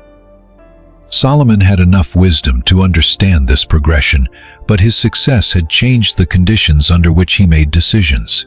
When he first prayed at Gibeon, he saw himself as a servant responsible for God's people. He confessed his weakness. He knew he lacked the ability to govern alone. Years later, he was no longer the young king uncertain of his place. He had completed the temple. He had built a palace admired by foreign rulers. He had established trade routes, fortified cities, accumulated gold, and made his name known across nations. The man who once felt inadequate now lived in an environment that constantly confirmed his superiority. Such an environment can make correction feel unnecessary. Who would question the wisest king on earth? Who could tell Solomon that his political strategy was foolish? Who could warn the man whose answers had amazed queens? Nathan had confronted David directly when David sinned. The prophet had entered the king's chamber and declared that David was the man guilty in the story he had just judged. But Solomon's court is not shown receiving the same kind of correction during the years of growing compromise. This does not mean no one ever warned him. The law already warned him. David's final charge had warned him. God's appearances had warned him. The dedication of the temple had warned him. Solomon's own teachings warned him. The problem was not the absence of truth. It was the weakening of his willingness to submit to it. A king can silence a prophet, but it is even easier to silence one's own conscience by surrounding every compromise with a reasonable explanation. Perhaps Solomon told himself that the marriages protected Israel. Perhaps he believed he was strong enough to remain unaffected by the religious practices of the women around him. Perhaps he saw their rituals as political ceremonies rather than acts of worship. The text does not reveal the private arguments Solomon used to justify himself. It tells us what happened. He loved many foreign women.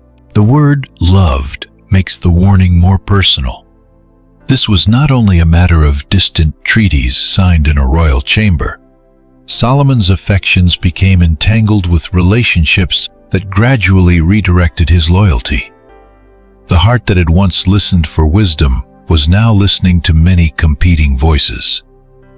This does not mean every wife deliberately planned to destroy Solomon's faith. The biblical account does not portray them all as conspirators. They continued worshiping according to the traditions of their nations, and Solomon increasingly made room for those traditions within his kingdom. The spiritual responsibility remained his. He was Israel's king. He had received the covenant. He had built the temple. He had been warned personally. The question was not whether foreign influence existed. The question was whether Solomon would guard his heart. The royal household grew to an almost unimaginable size. Kings in the ancient Near East often maintained large harems as symbols of prestige, political connection, fertility, and power. Solomon's household, however, exceeded ordinary domestic life and became a public statement of royal excess. The biblical text records 700 wives of royal rank and 300 concubines. Whether every relationship functioned identically is not explained.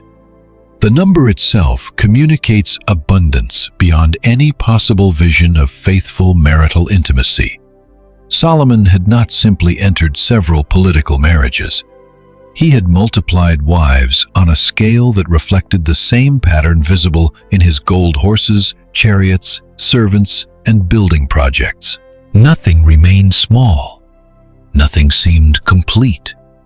Every acquisition prepared the way for another.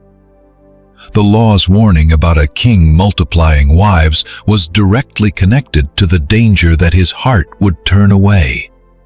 That is precisely the language used to describe Solomon's decline. The tragedy was not that Solomon suddenly forgot God's existence. The tragedy was that his heart was divided. He could continue honoring the temple while tolerating rival worship. He could still speak wisdom while living against it. He could recognize the Lord as the God of Israel while giving space to gods worshipped by those he loved. This divided condition is more dangerous than open ignorance because it allows a person to preserve the appearance of faithfulness. Solomon did not immediately tear down the temple. He did not publicly deny the God who had appeared to him. He did not erase the memory of the Exodus.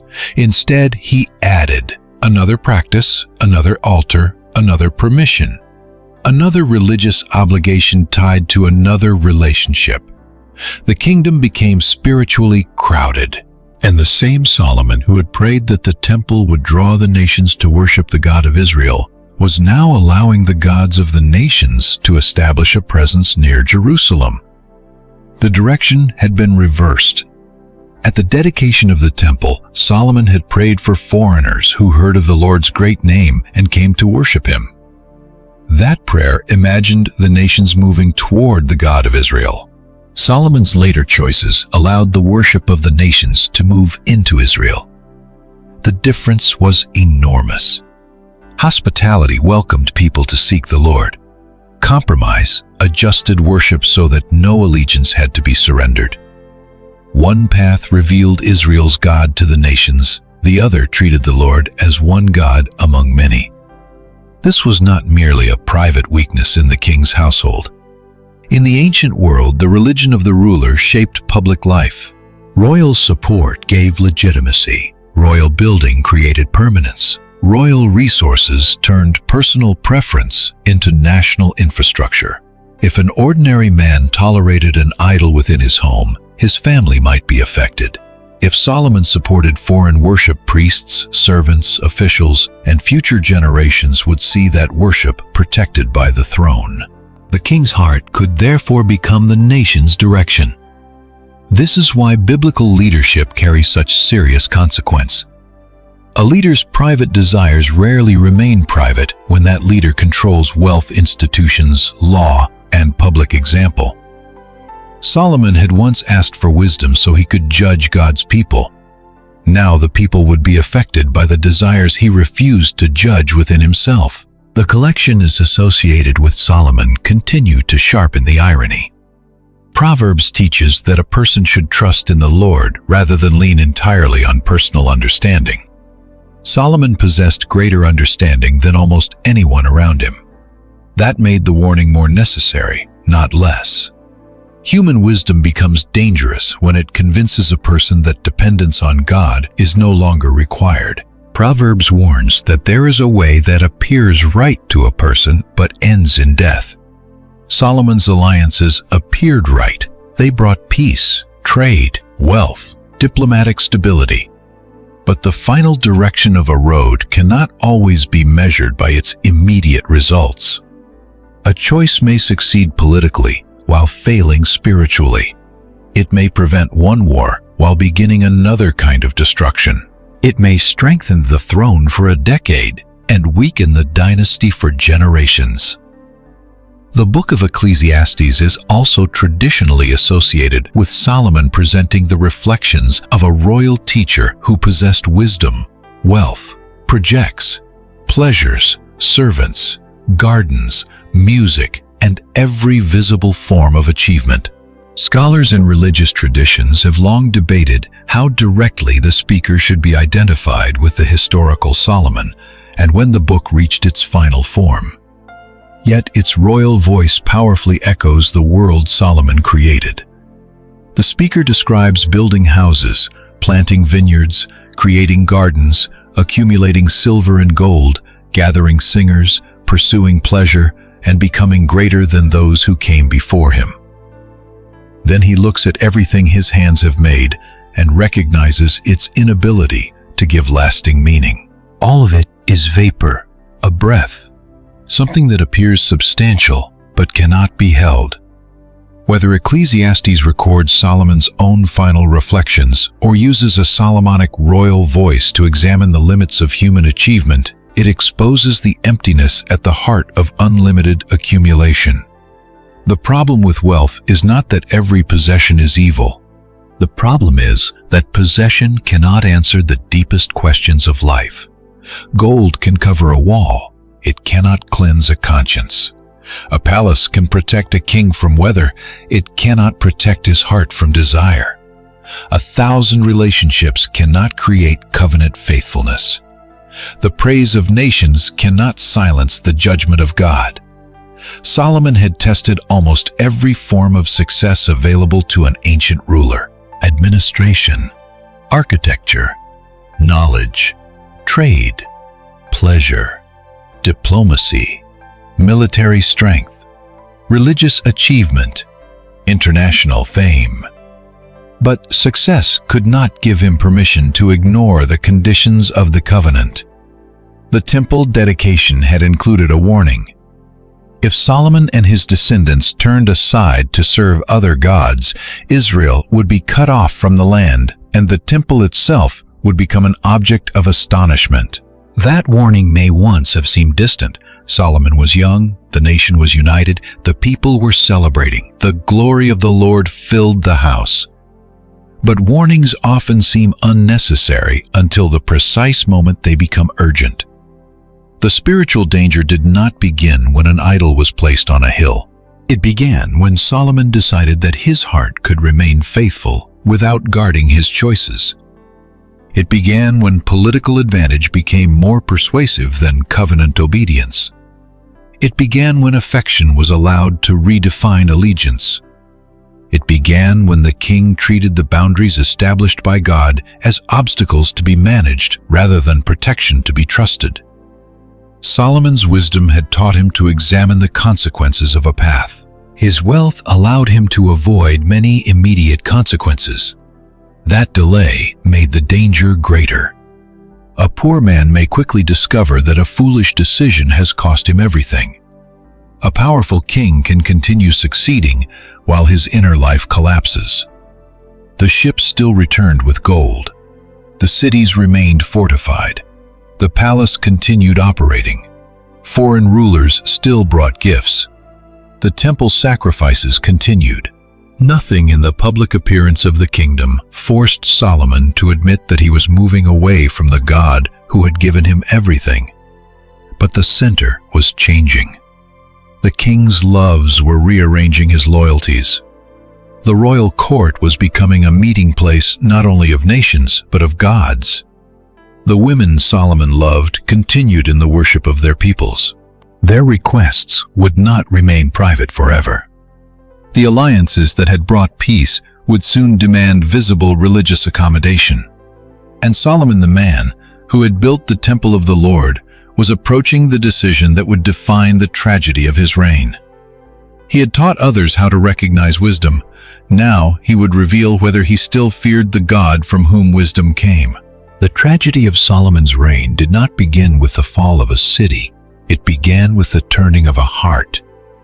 Jerusalem still stood secure, the temple still received sacrifices, the palace still displayed wealth from distant lands, officials continued their duties, merchants continued their journeys, and foreign rulers still remembered Solomon as the king whose wisdom had astonished the world.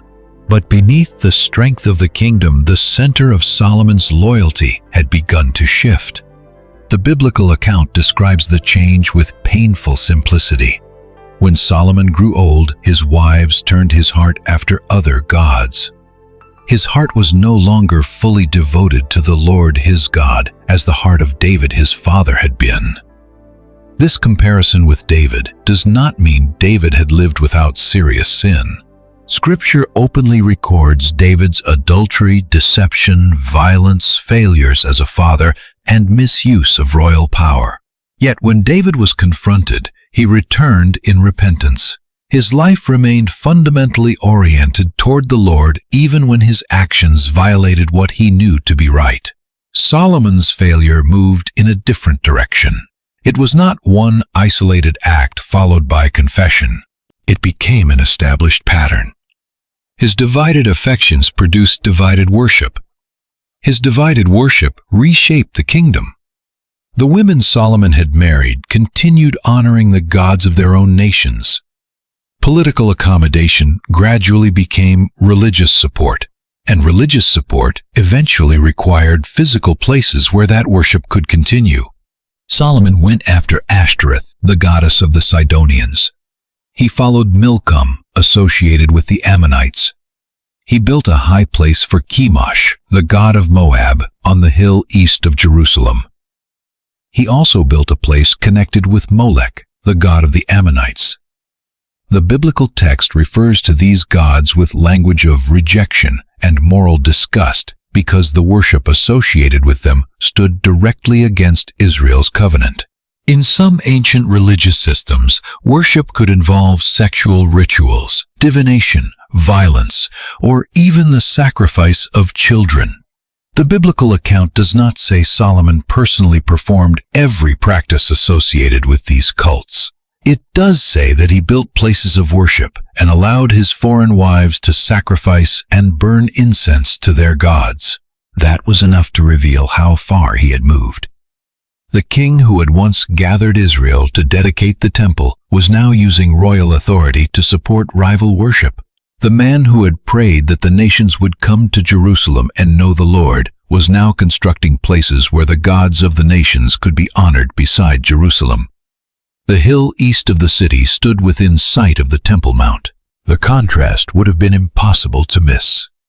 On one height stood the house Solomon had built for the name of the Lord. On another rose places dedicated to gods the covenant had forbidden Israel to worship. The geography became a picture of Solomon's heart. He had not completely removed one allegiance and replaced it with another. He had placed competing loyalties side by side. This is why divided worship is so dangerous. It allows a person to continue participating in sacred practices while resisting the exclusive claim those practices represent. Solomon could still enter the temple. He could still hear the priests. He could still remember the cloud that had filled the sanctuary. He could still speak about the God of Abraham, Isaac, Jacob, and David. But he was no longer living as though the Lord alone was God. The first commandment had left no room for this arrangement. Israel was not told merely to place the Lord above other gods in a ranked order.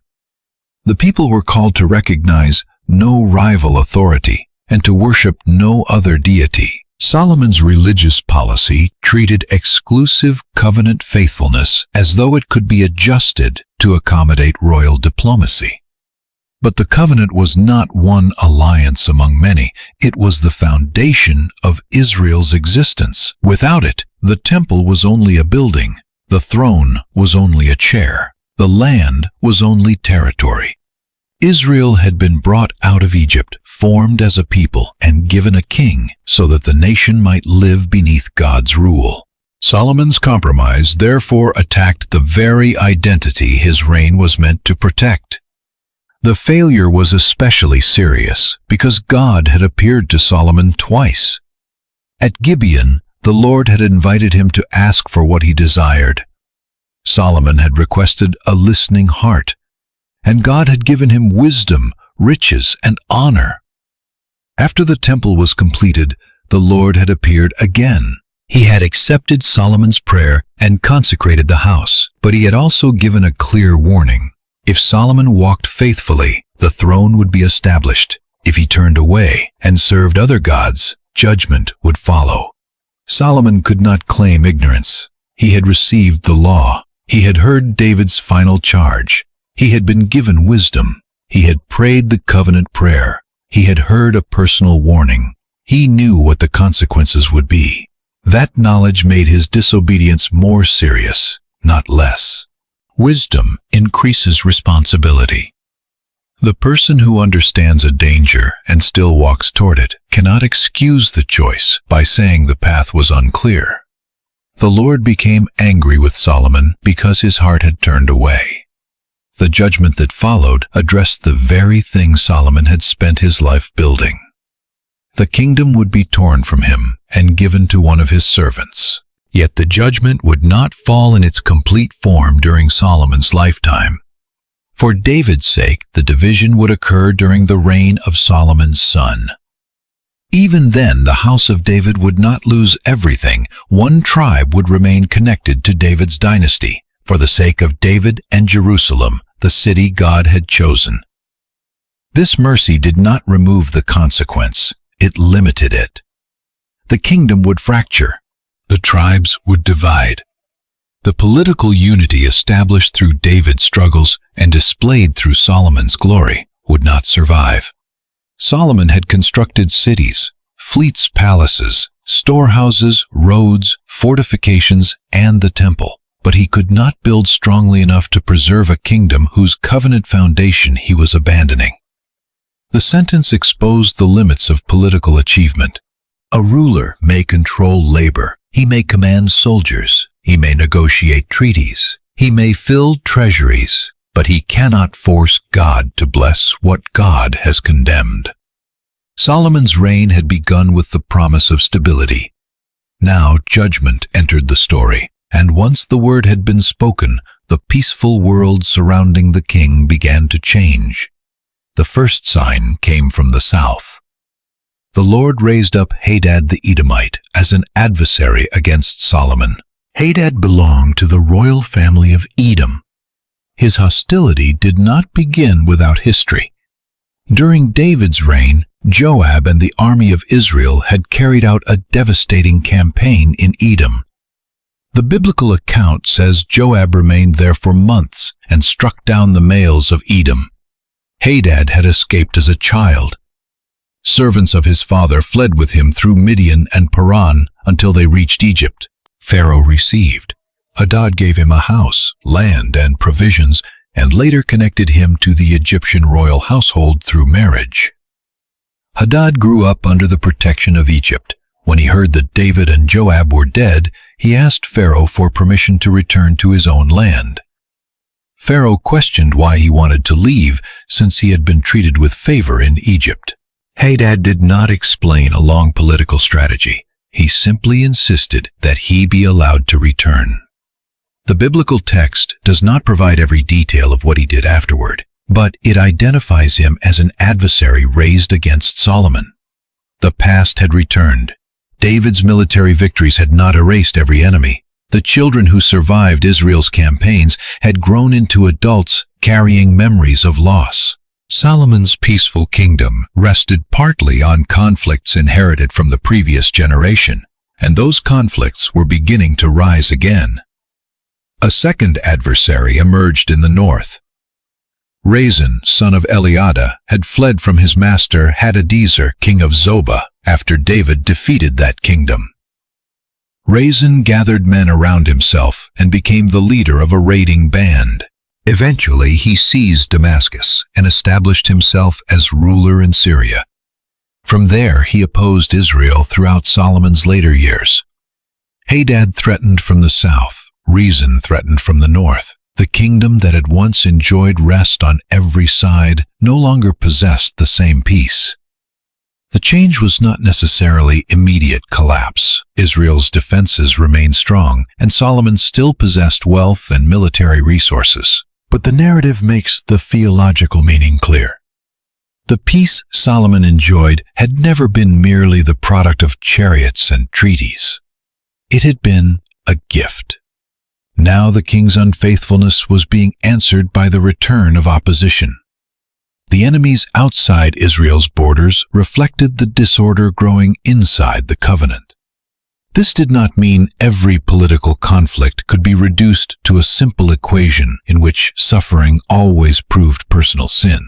Scripture itself contains many examples of faithful people who suffer without having caused their circumstances. But in Solomon's case, the text directly connects the rising adversaries with divine judgment. The king had turned away. Therefore, the security surrounding him began to weaken. Hadad and Rezin represented more than military inconvenience. They exposed the failure of Solomon's political strategy. His alliances had been designed to guarantee peace. His marriages had been intended to strengthen relationships with foreign powers. His fortified cities had been built to protect trade routes. His chariots and cavalry had been multiplied to defend the kingdom. Yet none of these could preserve peace once the king's covenant loyalty had collapsed. The very choices Solomon made in pursuit of security had contributed to the spiritual condition that now threatened the kingdom. This is one of the deepest ironies of his reign. He compromised obedience to protect stability. The compromise destroyed stability. He multiplied alliances to prevent enemies. His unfaithfulness produced adversaries. He gathered wealth to strengthen the throne. The burdens required to maintain that wealth created resentment among the people. He built sacred and royal structures to make Jerusalem permanent. His choices prepared the way for national division. Still, the greatest threat did not come from Edom or Damascus. It arose from within Solomon's own administration. Jeroboam, son of Nebat, was an Ephraimite from Zeradah. His mother was a widow named Zeruiah. The biblical account describes Jeroboam as a capable and industrious man. Solomon recognized his ability and placed him over the labor force of the house of Joseph, meaning the northern tribes associated especially with Ephraim and Manasseh. Jeroboam therefore stood at a critical point between the royal administration and the workers carrying the burden of Solomon's projects. He understood the kingdom from below as well as from within the government. He knew how royal demands affected the northern tribes. He saw the labor system. He understood the scale of construction. He witnessed the difference between the magnificence of Jerusalem and the pressure placed on the districts supplying it. Solomon saw a useful official. God saw the future ruler of a divided kingdom. One day Jeroboam left Jerusalem.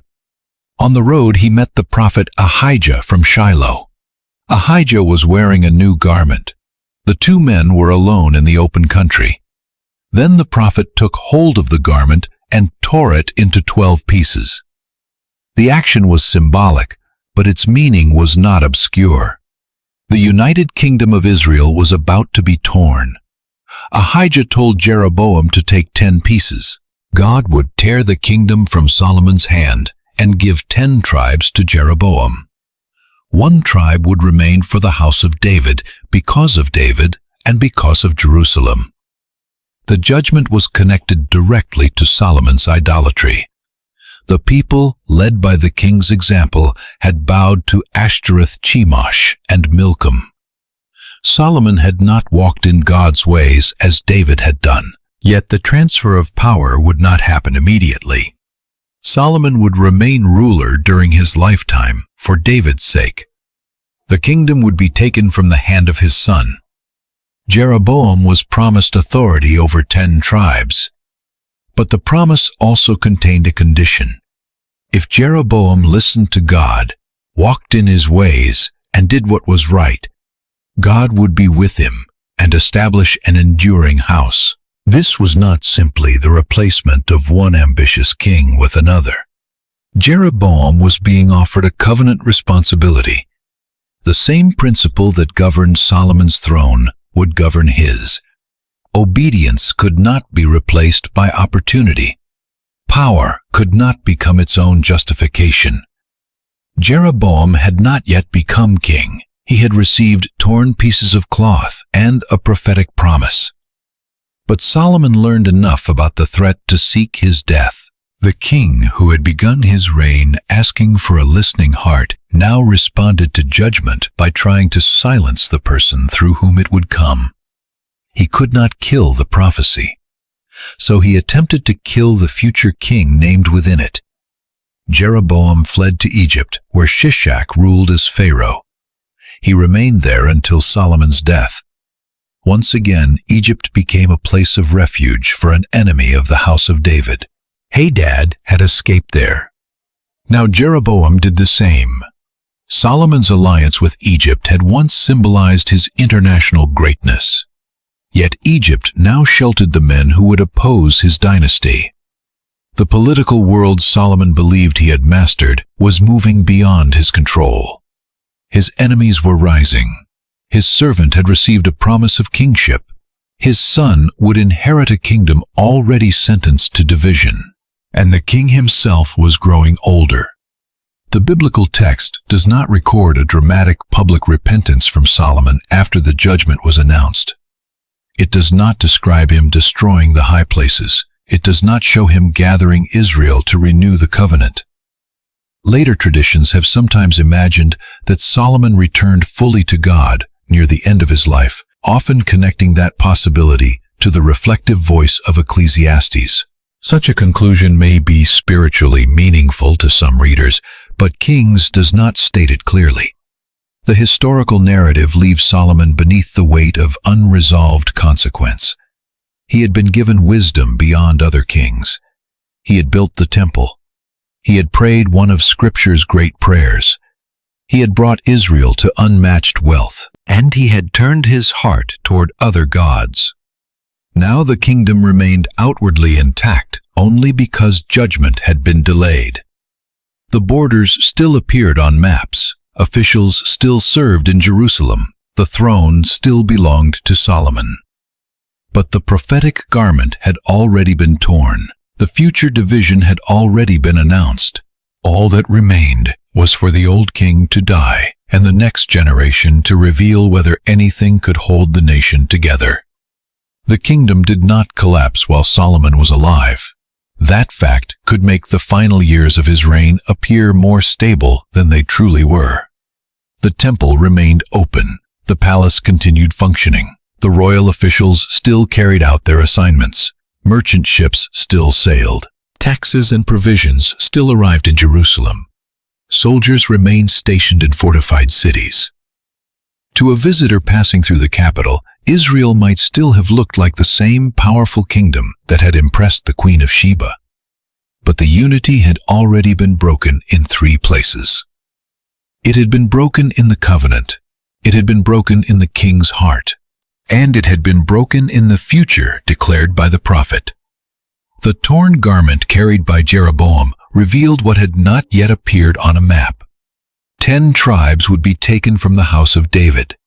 The dynasty would retain Jerusalem and a remnant of the kingdom, but the age of one united Israel under one human king was nearing its end. Solomon responded to this threat as rulers often respond when they can no longer control the future. He attempted to control the man connected to it. The king sought to kill Jeroboam. The text does not describe the plan in detail. It does not tell us whether soldiers were sent, whether an accusation was formally announced, or whether Jeroboam learned of the danger through allies inside the administration. It tells us that Jeroboam fled. He escaped to Egypt and found refuge with Pharaoh Shishak. The irony was severe. Solomon had married an Egyptian princess and built a political alliance with Egypt. Egyptian horses and chariots had become part of his commercial network. Egypt had once symbolized Solomon's international prestige. Now an Egyptian ruler protected the man who had been promised most of Solomon's kingdom. A political alliance can appear secure while interests remain aligned, but kingdoms do not form permanent friendships. They pursue advantage. What Solomon treated as a stable relationship could quickly become protection for his enemy when circumstances changed. Jeroboam remained in Egypt waiting. He did not yet command an army in Israel. He did not yet sit on a throne. He did not openly divide the nation. But his survival ensured that the prophetic word had a living instrument through which it could be fulfilled. Meanwhile, Solomon faced opposition beyond Egypt. Hadad remained connected to Edom's hostility in the south. Rezin ruled from Damascus and opposed Israel from the north. The biblical account does not provide a complete military chronicle of these conflicts. It does not describe every battle, treaty, raid, or loss. That silence is important. Solomon's final years are not presented through one dramatic invasion that suddenly destroys everything he built. Instead, the story gives signs of a wider unraveling. Peace was no longer complete. The edges of the kingdom were less secure. Old enemies reappeared. Regional powers became more independent. The same vast system that had demonstrated Solomon's greatness became increasingly difficult to maintain. A large kingdom requires constant movement. Food must reach the court. Horses must be fed. Chariots must be repaired. Officials must be paid. Fortifications must be staffed. Construction must continue. Foreign relationships must be maintained. Trade routes must be defended. Tribute must be collected. Labor must be organized. The wealth displayed in Jerusalem depended on the cooperation of people scattered throughout the land, and cooperation can become resentment when demands continue without relief. The 12 administrative districts had supplied the royal household. Labor forces had served in Lebanon and in major construction projects. Store cities, military centers, palace buildings, walls, and roads had all required workers. The temple was Solomon's most sacred achievement. But it was not the only building project the people had carried. The king's palace complex had taken longer to build than the temple. Fortified cities had risen across strategic regions. Royal estates, military facilities, and administrative centers expanded the reach of the monarchy. Each project could be defended individually. Together, they created a burden. That burden would become the central political issue immediately after Solomon's death. The people would not first ask his son about wisdom. They would ask for relief. This reveals how differently a reign can be remembered from the palace and from the field. In the royal court, Solomon's years could be described through gold trade, architecture, learning, diplomacy, and international admiration. Among laborers, farmers, and tribal communities, the same years could be remembered through quotas, service taxation, and the growing demands of Jerusalem. Both perspectives belong to the same kingdom. A ruler may build monuments that impress future generations while exhausting the generation required to construct them. The stone remains. The suffering disappears from view. Solomon had once judged between two women because he understood that a true mother would choose the life of her child over possession. Now the king's own government faced another test of discernment. Would the monarchy preserve the nation by releasing its grip, or would it attempt to preserve control by increasing pressure? Solomon would not answer that question publicly. His son would. Yet Rehoboam's future decision would emerge from the system his father left behind. The kingdom's coming division cannot be blamed on only one generation. Solomon created the burden. Rehoboam would refuse to reduce it. The northern tribes carried a history distinct from Judah. Ephraim in particular possessed influence, population, and pride. Joshua had come from Ephraim. The tabernacle had once stood at Shiloh within Ephraimite territory. The tribe could remember a time before Jerusalem became the unquestioned center of political and religious life. David had united the tribes through military leadership, covenant promise, and political skill. Solomon centralized them through administration. Centralization made the kingdom efficient. It also made the tribes more aware of what was being taken from them and where it was going. Jerusalem grew magnificent. The northern districts helped supply it. Jeroboam, an Ephraimite, placed over the labor force of the house of Joseph, would have understood that tension with unusual clarity. He was not only a prophetic symbol, he was a politically plausible alternative. The people knew him. The workers had seen his leadership. The northern tribes could recognize him as one of their own. Solomon may therefore have sought his death not simply because of a mysterious prophetic claim, but because Jeroboam stood at the point where divine judgment and public dissatisfaction could meet. The wisest king in the world could see the danger. He could not reverse the choices that had created it. This was the deeper crisis of Solomon's final years.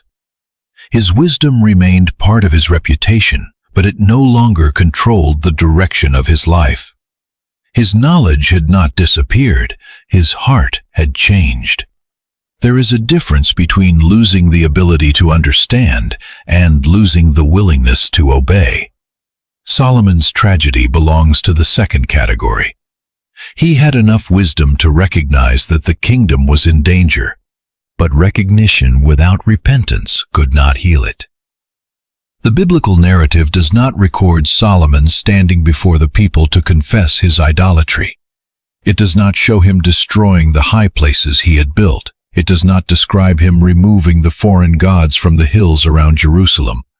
It does not say that he called the priests, elders, and tribes together for a covenant renewal. The silence leaves his final spiritual condition unresolved. Some readers connect Solomon's later years with Ecclesiastes. The royal speaker in that book looks back upon wisdom, pleasure, wealth, projects, servants, music, possessions, and greatness. He declares that these things cannot provide lasting meaning when pursued as ends in themselves. He observes that generations pass. Wealth is left to another person. The wise and the foolish both die. Human achievement cannot prevent mortality. Pleasure cannot satisfy permanently. Power cannot make life controllable. The book ultimately directs the listener to fear God and keep His commandments, because every deed will be brought into judgment. Those themes fit Solomon's life with remarkable force. A king who possessed everything had discovered that possession could not make anything permanent. Yet the Book of Kings does not explicitly say that Solomon wrote Ecclesiastes as a confession at the end of his life. It does not allow us to turn a possibility into certainty. We can say that Ecclesiastes reflects a world like Solomon's. We can say that its message exposes the emptiness of the path he followed. but we cannot use it to erase the unresolved ending preserved in the historical account. Solomon's life closes beneath warning, not clear restoration. The man who built the temple did not clearly tear down the rival shrines. The king who asked for a listening heart did not clearly answer the final word of judgment with public repentance. The ruler who understood the danger of human pride did not clearly surrender the system that magnified his own glory. Perhaps he experienced regret. Perhaps age brought reflection.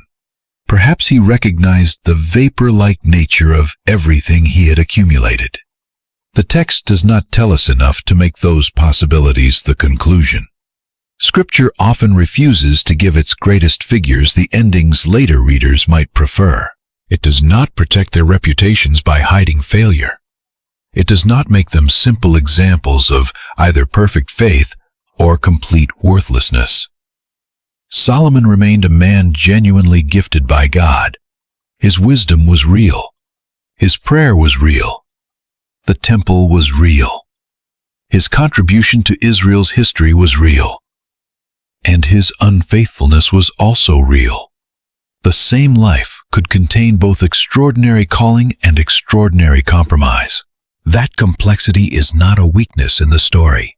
It is part of its warning. Spiritual failure does not prove that every earlier act of faith was false. Earlier faithfulness does not make later rebellion harmless. A person may begin with humility and end in pride. A person may receive wisdom and stop following it. A person may build something holy while allowing the heart behind it to become divided. Solomon's public legacy continued to shine even as his private loyalty collapsed. The nations remembered his answers. Israel would remember the temple. The wisdom tradition would preserve his name, but the next generation would inherit the consequences he had not resolved. Eventually, Solomon died. The account states that he reigned in Jerusalem over all Israel for 40 years. 40 years placed his reign alongside those of Saul and David, creating 3 generations of monarchy over the united nation. Saul had begun with promise, but lost the dynasty through disobedience. David had established the royal house, but filled his family with wounds that nearly destroyed it. Solomon inherited peace, and wisdom reached unmatched glory, and then allowed compromise to prepare the kingdom's division. The united monarchy had lasted only 3 reigns. Israel's first king failed to obey. Its greatest warrior king failed within his own household. Its wisest king failed to guard his heart. The history of the monarchy was exposing a central truth. Israel needed more than a powerful human ruler.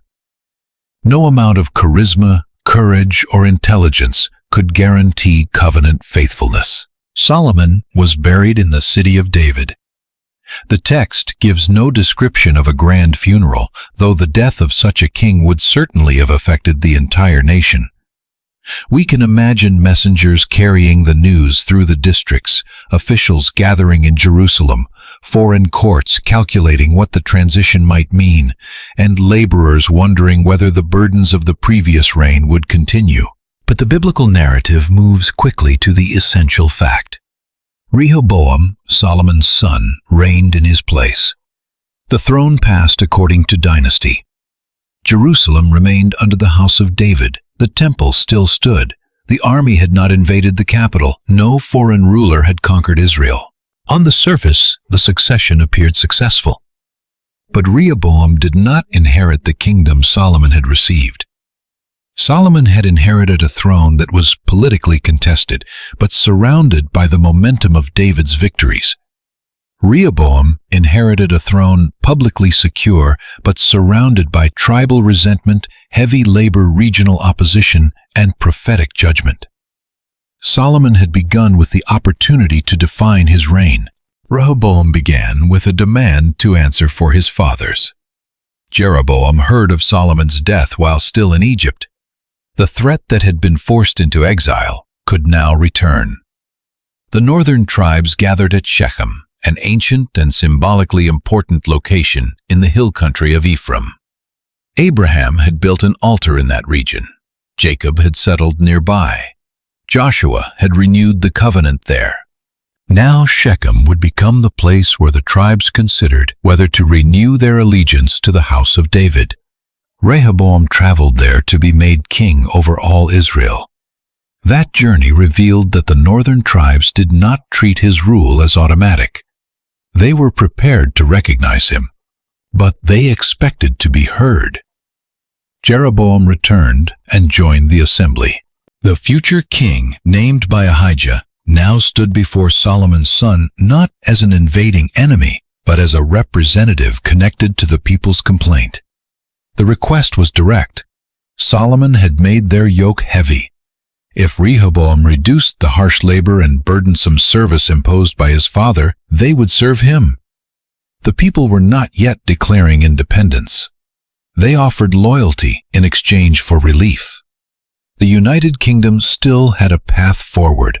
The prophecy of division had been announced, but Rehoboam now faced the human decision through which it would be fulfilled. He asked for 3 days to consider the request. The people departed. For a brief moment, the future of Israel stood between two possible answers.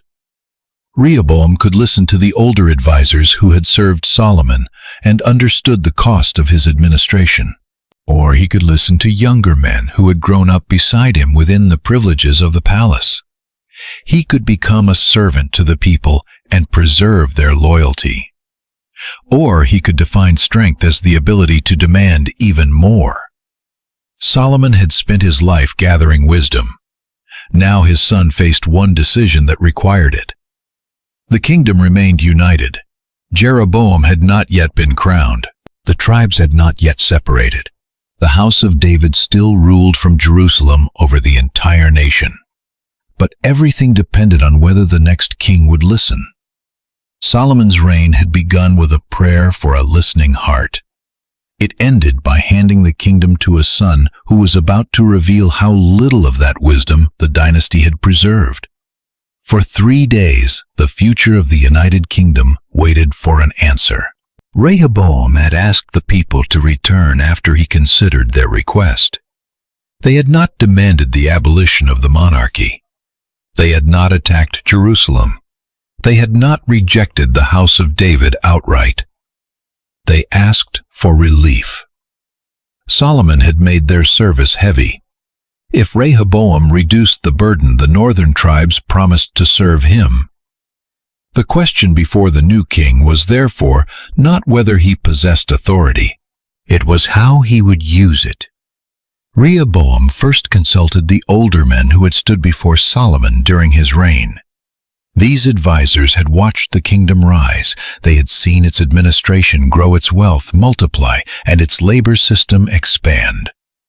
They understood both the greatness of Solomon's achievements and the pressure required to sustain them. Their advice was clear. If Rehoboam became a servant to the people that day, spoke kindly to them, and answered their complaint with humility, they would remain his servants. The elders were not asking the king to surrender his throne. They were teaching him how to preserve it. Authority exercised through service could strengthen loyalty. A ruler who listened at the right moment could prevent decades of conflict. Their counsel reflected the very kind of wisdom Solomon had once requested at Gibeon, the ability to hear, discern, and judge for the good of the people. Rehoboam rejected it. He turned instead to the young men who had grown up with him and now stood within his court. These men had not carried the burdens of Solomon's laborers. They had grown up near the palace, surrounded by the privileges created by the system the people were questioning. They advised Rehoboam not to reduce the burden, but to increase it. He should tell the people that although Solomon had disciplined them with whips, he would discipline them with scorpions. The expression communicated severity. Rehoboam would prove that he was not weaker than his father. He would establish his authority not through service but through intimidation. When the people returned on the 3rd day, Rehoboam answered harshly, "My father made your yoke heavy, but I will add to your yoke." The decision revealed how quickly inherited power can be confused with personal strength. Rehoboam believed that concession would make him appear weak. In reality, his refusal to listen destroyed most of his kingdom. The biblical account explains that the king did not listen because the turn of events was from the Lord, fulfilling the word spoken through Ahijah to Jeroboam. This does not mean Rehoboam was forced to act against his own character. His pride was real. His choice was real. His rejection of wise counsel was real. Yet, through that human decision, the judgment announced against Solomon's house moved into history. Divine sovereignty and human responsibility met in the same moment. The people heard Rehoboam's answer and recognized that the house of David would not relieve them. Their response ended the united monarchy. What share do we have in David? What inheritance do we have in the son of Jesse? To your tents, Israel. Look after your own house, David. The tribes returned home. Only those living in the towns of Judah remained under Rehoboam's direct rule, though Benjamin also became closely associated with the southern kingdom. Rehoboam attempted to enforce the old system. He sent Adoram, the official, over forced labor to the people. It was a disastrous choice. The man who embodied the burden they had protested was sent to restore royal control. The Israelites stoned him to death. Rehoboam escaped to his chariot and fled to Jerusalem. The division was no longer theoretical. The northern tribes called Jeroboam and made him king over Israel. The house of David retained Judah and Jerusalem. The kingdom Solomon had inherited from David was gone. No foreign empire had conquered the capital. No invading army had broken through Jerusalem's walls. The division came from within. It came through accumulated burden, tribal resentment, royal pride, rejected counsel, and the covenant judgment announced because Solomon had turned to other gods. The collapse did not begin when Rehoboam gave his harsh answer. It began years earlier when Solomon's success convinced him that the boundaries of obedience could be negotiated. The final break was sudden. Its causes were not. Rehoboam gathered 180,000 warriors from Judah and Benjamin. He intended to fight the northern tribes and restore the kingdom by force. Civil war appeared inevitable. The descendants of Jacob were preparing to shed one another's blood so the house of David could recover political control. Then the word of God came through Shemaiah. Rehoboam and the people were commanded not to fight their fellow Israelites. They were to return home because the division had occurred under God's judgment. This time, Rehoboam listened. The soldiers went home. The United Kingdom was not restored. From that point forward, the biblical story followed two monarchies. The northern kingdom retained the name Israel and was ruled first by Jeroboam. The southern kingdom became known as Judah and continued under the descendants of David in Jerusalem. The division shaped the rest of the history recorded in Kings' Chronicles and the Prophets.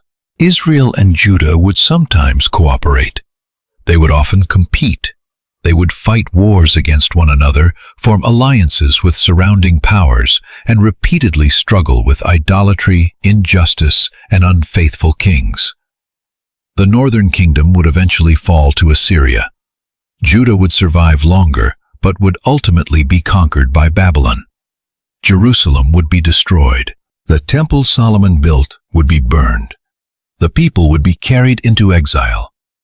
The warning given to Solomon after the temple dedication would become a visible reality. People would pass by the ruins and ask why such devastation had come upon the land and the house once associated with God's name. The answer would be covenant unfaithfulness. Solomon did not live to see those later disasters, but the direction toward them had been strengthened by his choices. His story, therefore, cannot be measured only by what happened during his lifetime.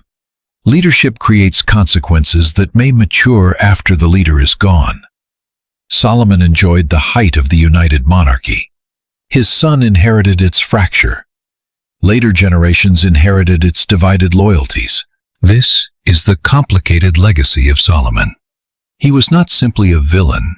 He was not simply a hero. He was a king genuinely blessed by God who accomplished extraordinary things. He was also a king whose compromises harmed the kingdom entrusted to him. He gave Israel a permanent temple in Jerusalem. For centuries, that temple shaped Israel's worship festivals, priesthood sacrifices, prayers, and national identity. Even after its destruction, the memory of Solomon's temple remained powerful. The exiles looked back toward Jerusalem. Those who returned from Babylon rebuilt the sanctuary. Later generations compared the second temple with the glory of the first. Solomon's prayer at the dedication continued to influence the way Israel understood repentance and restoration. He had prayed that when the people's sin suffered defeat, experienced drought, or were carried into a foreign land, they could turn toward God, confess, and ask for mercy. The later history of Israel would repeatedly return to those themes. Solomon was also remembered for wisdom. Collections of Proverbs preserved his name and teachings. His reputation became so great that later generations used Solomon as the standard by which unusual insight, learning, and splendor were measured. He spoke about justice, diligence, speech, discipline, family wealth, desire, leadership, and the fear of the Lord.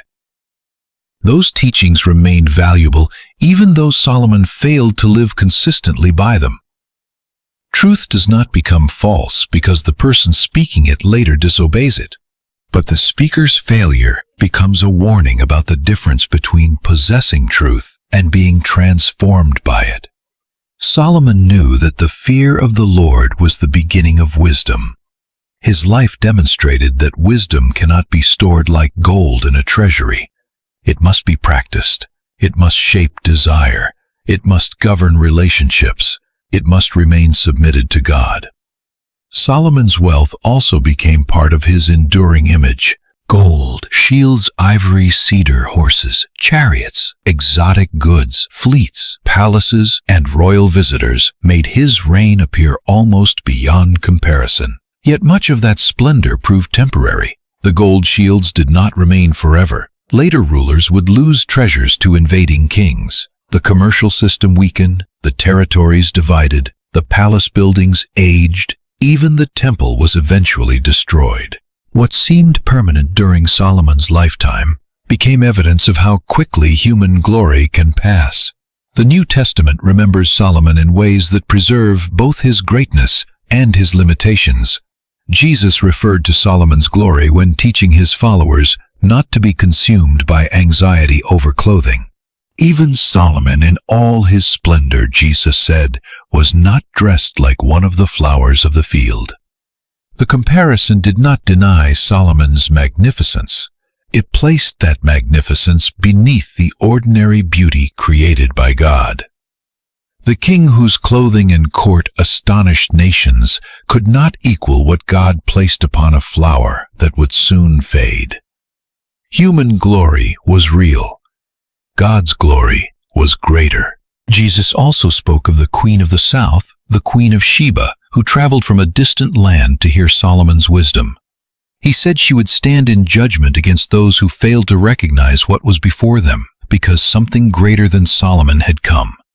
Solomon had received wisdom. Jesus did not merely receive wisdom as a royal gift. In the Christian understanding of the New Testament, he embodied the wisdom and authority of God in a way Solomon never could. Solomon judged disputes. Jesus exposed the human heart. Solomon built the temple. Jesus spoke of his own body in relation to the temple and announced a new center of God's saving presence. Solomon ruled Israel during a period of peace. Jesus proclaimed a kingdom not established through forced labor, chariots, wealth, or political marriages. Solomon's kingdom divided after his death. The kingdom Jesus announced would gather people from many nations beneath one Lord. Solomon belonged to the line of David and helped preserve that dynasty. But his failures also increased Israel's longing for a better son of David, a king whose wisdom would never be separated from obedience, whose power would never become exploitation, and whose heart would never turn toward another god. The promise to David survived Solomon's failure. That may be the most important fact in the aftermath of his reign. The kingdom was divided, but the line of David continued in Judah. The temple would one day fall, but the promise was not erased. Kings would rise and fail. Prophets would warn them. Exile would come. The people would return. And the scriptures would continue looking toward a ruler whose faithfulness would accomplish what Israel's greatest kings could not. Solomon, therefore, stands at the center of a biblical paradox. He represents the highest visible glory of Israel's monarchy. He also reveals why visible glory was not enough. He possessed the wisdom to govern others, but failed to govern his own desires. He built a house for God, but supported the worship of rival gods. He prayed for an undivided heart among the people, but allowed his own heart to become divided.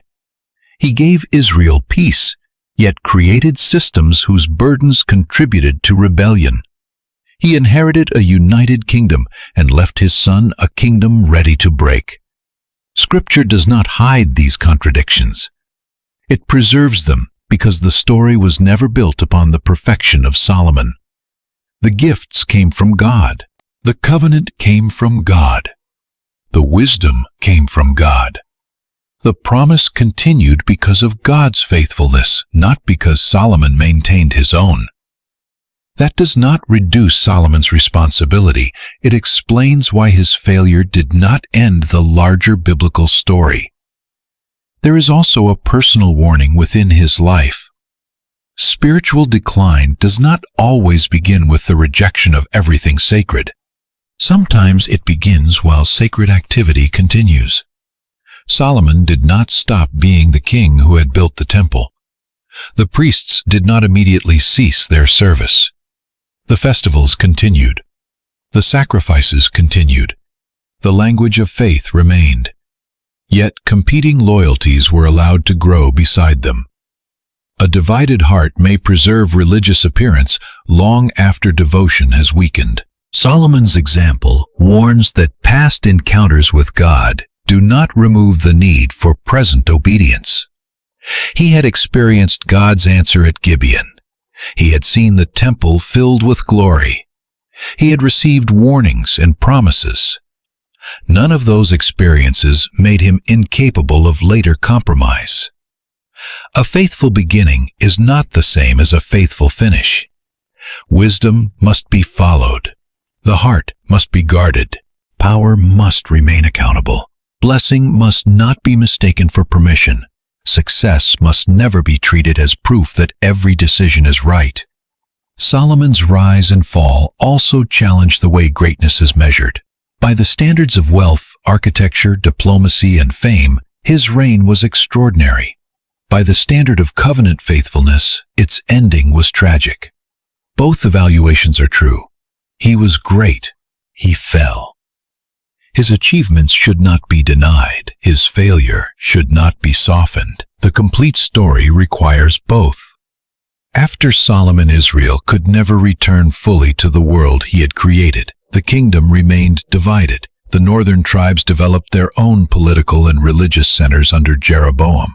Judah remained connected to Jerusalem and the house of David. The united monarchy became a memory. Later kings would be compared with David. Later wisdom would be compared with Solomon. Later builders would remember his temple. Later generations would tell of the Queen of Sheba, the golden throne, and the king who answered difficult questions. But beneath every story of his glory remained the lesson of his fall. No amount of wisdom can replace obedience. No amount of wealth can secure a divided heart. No monument can preserve a kingdom whose foundation has been abandoned. Solomon began as a young king who knew he needed help. He ended as an old king whose accomplishments could not prevent judgment. Between those moments stood one of the most remarkable reigns in Scripture. filled with peace, learning, worship, beauty, excess, compromise, and consequence. His wisdom drew the nations to Jerusalem. His wealth made his court legendary. His temple changed Israel's history. His divided heart helped divide the kingdom. Solomon built a house for God, but failed to guard the house of his own heart. The king died, the kingdom broke, but the promise continued.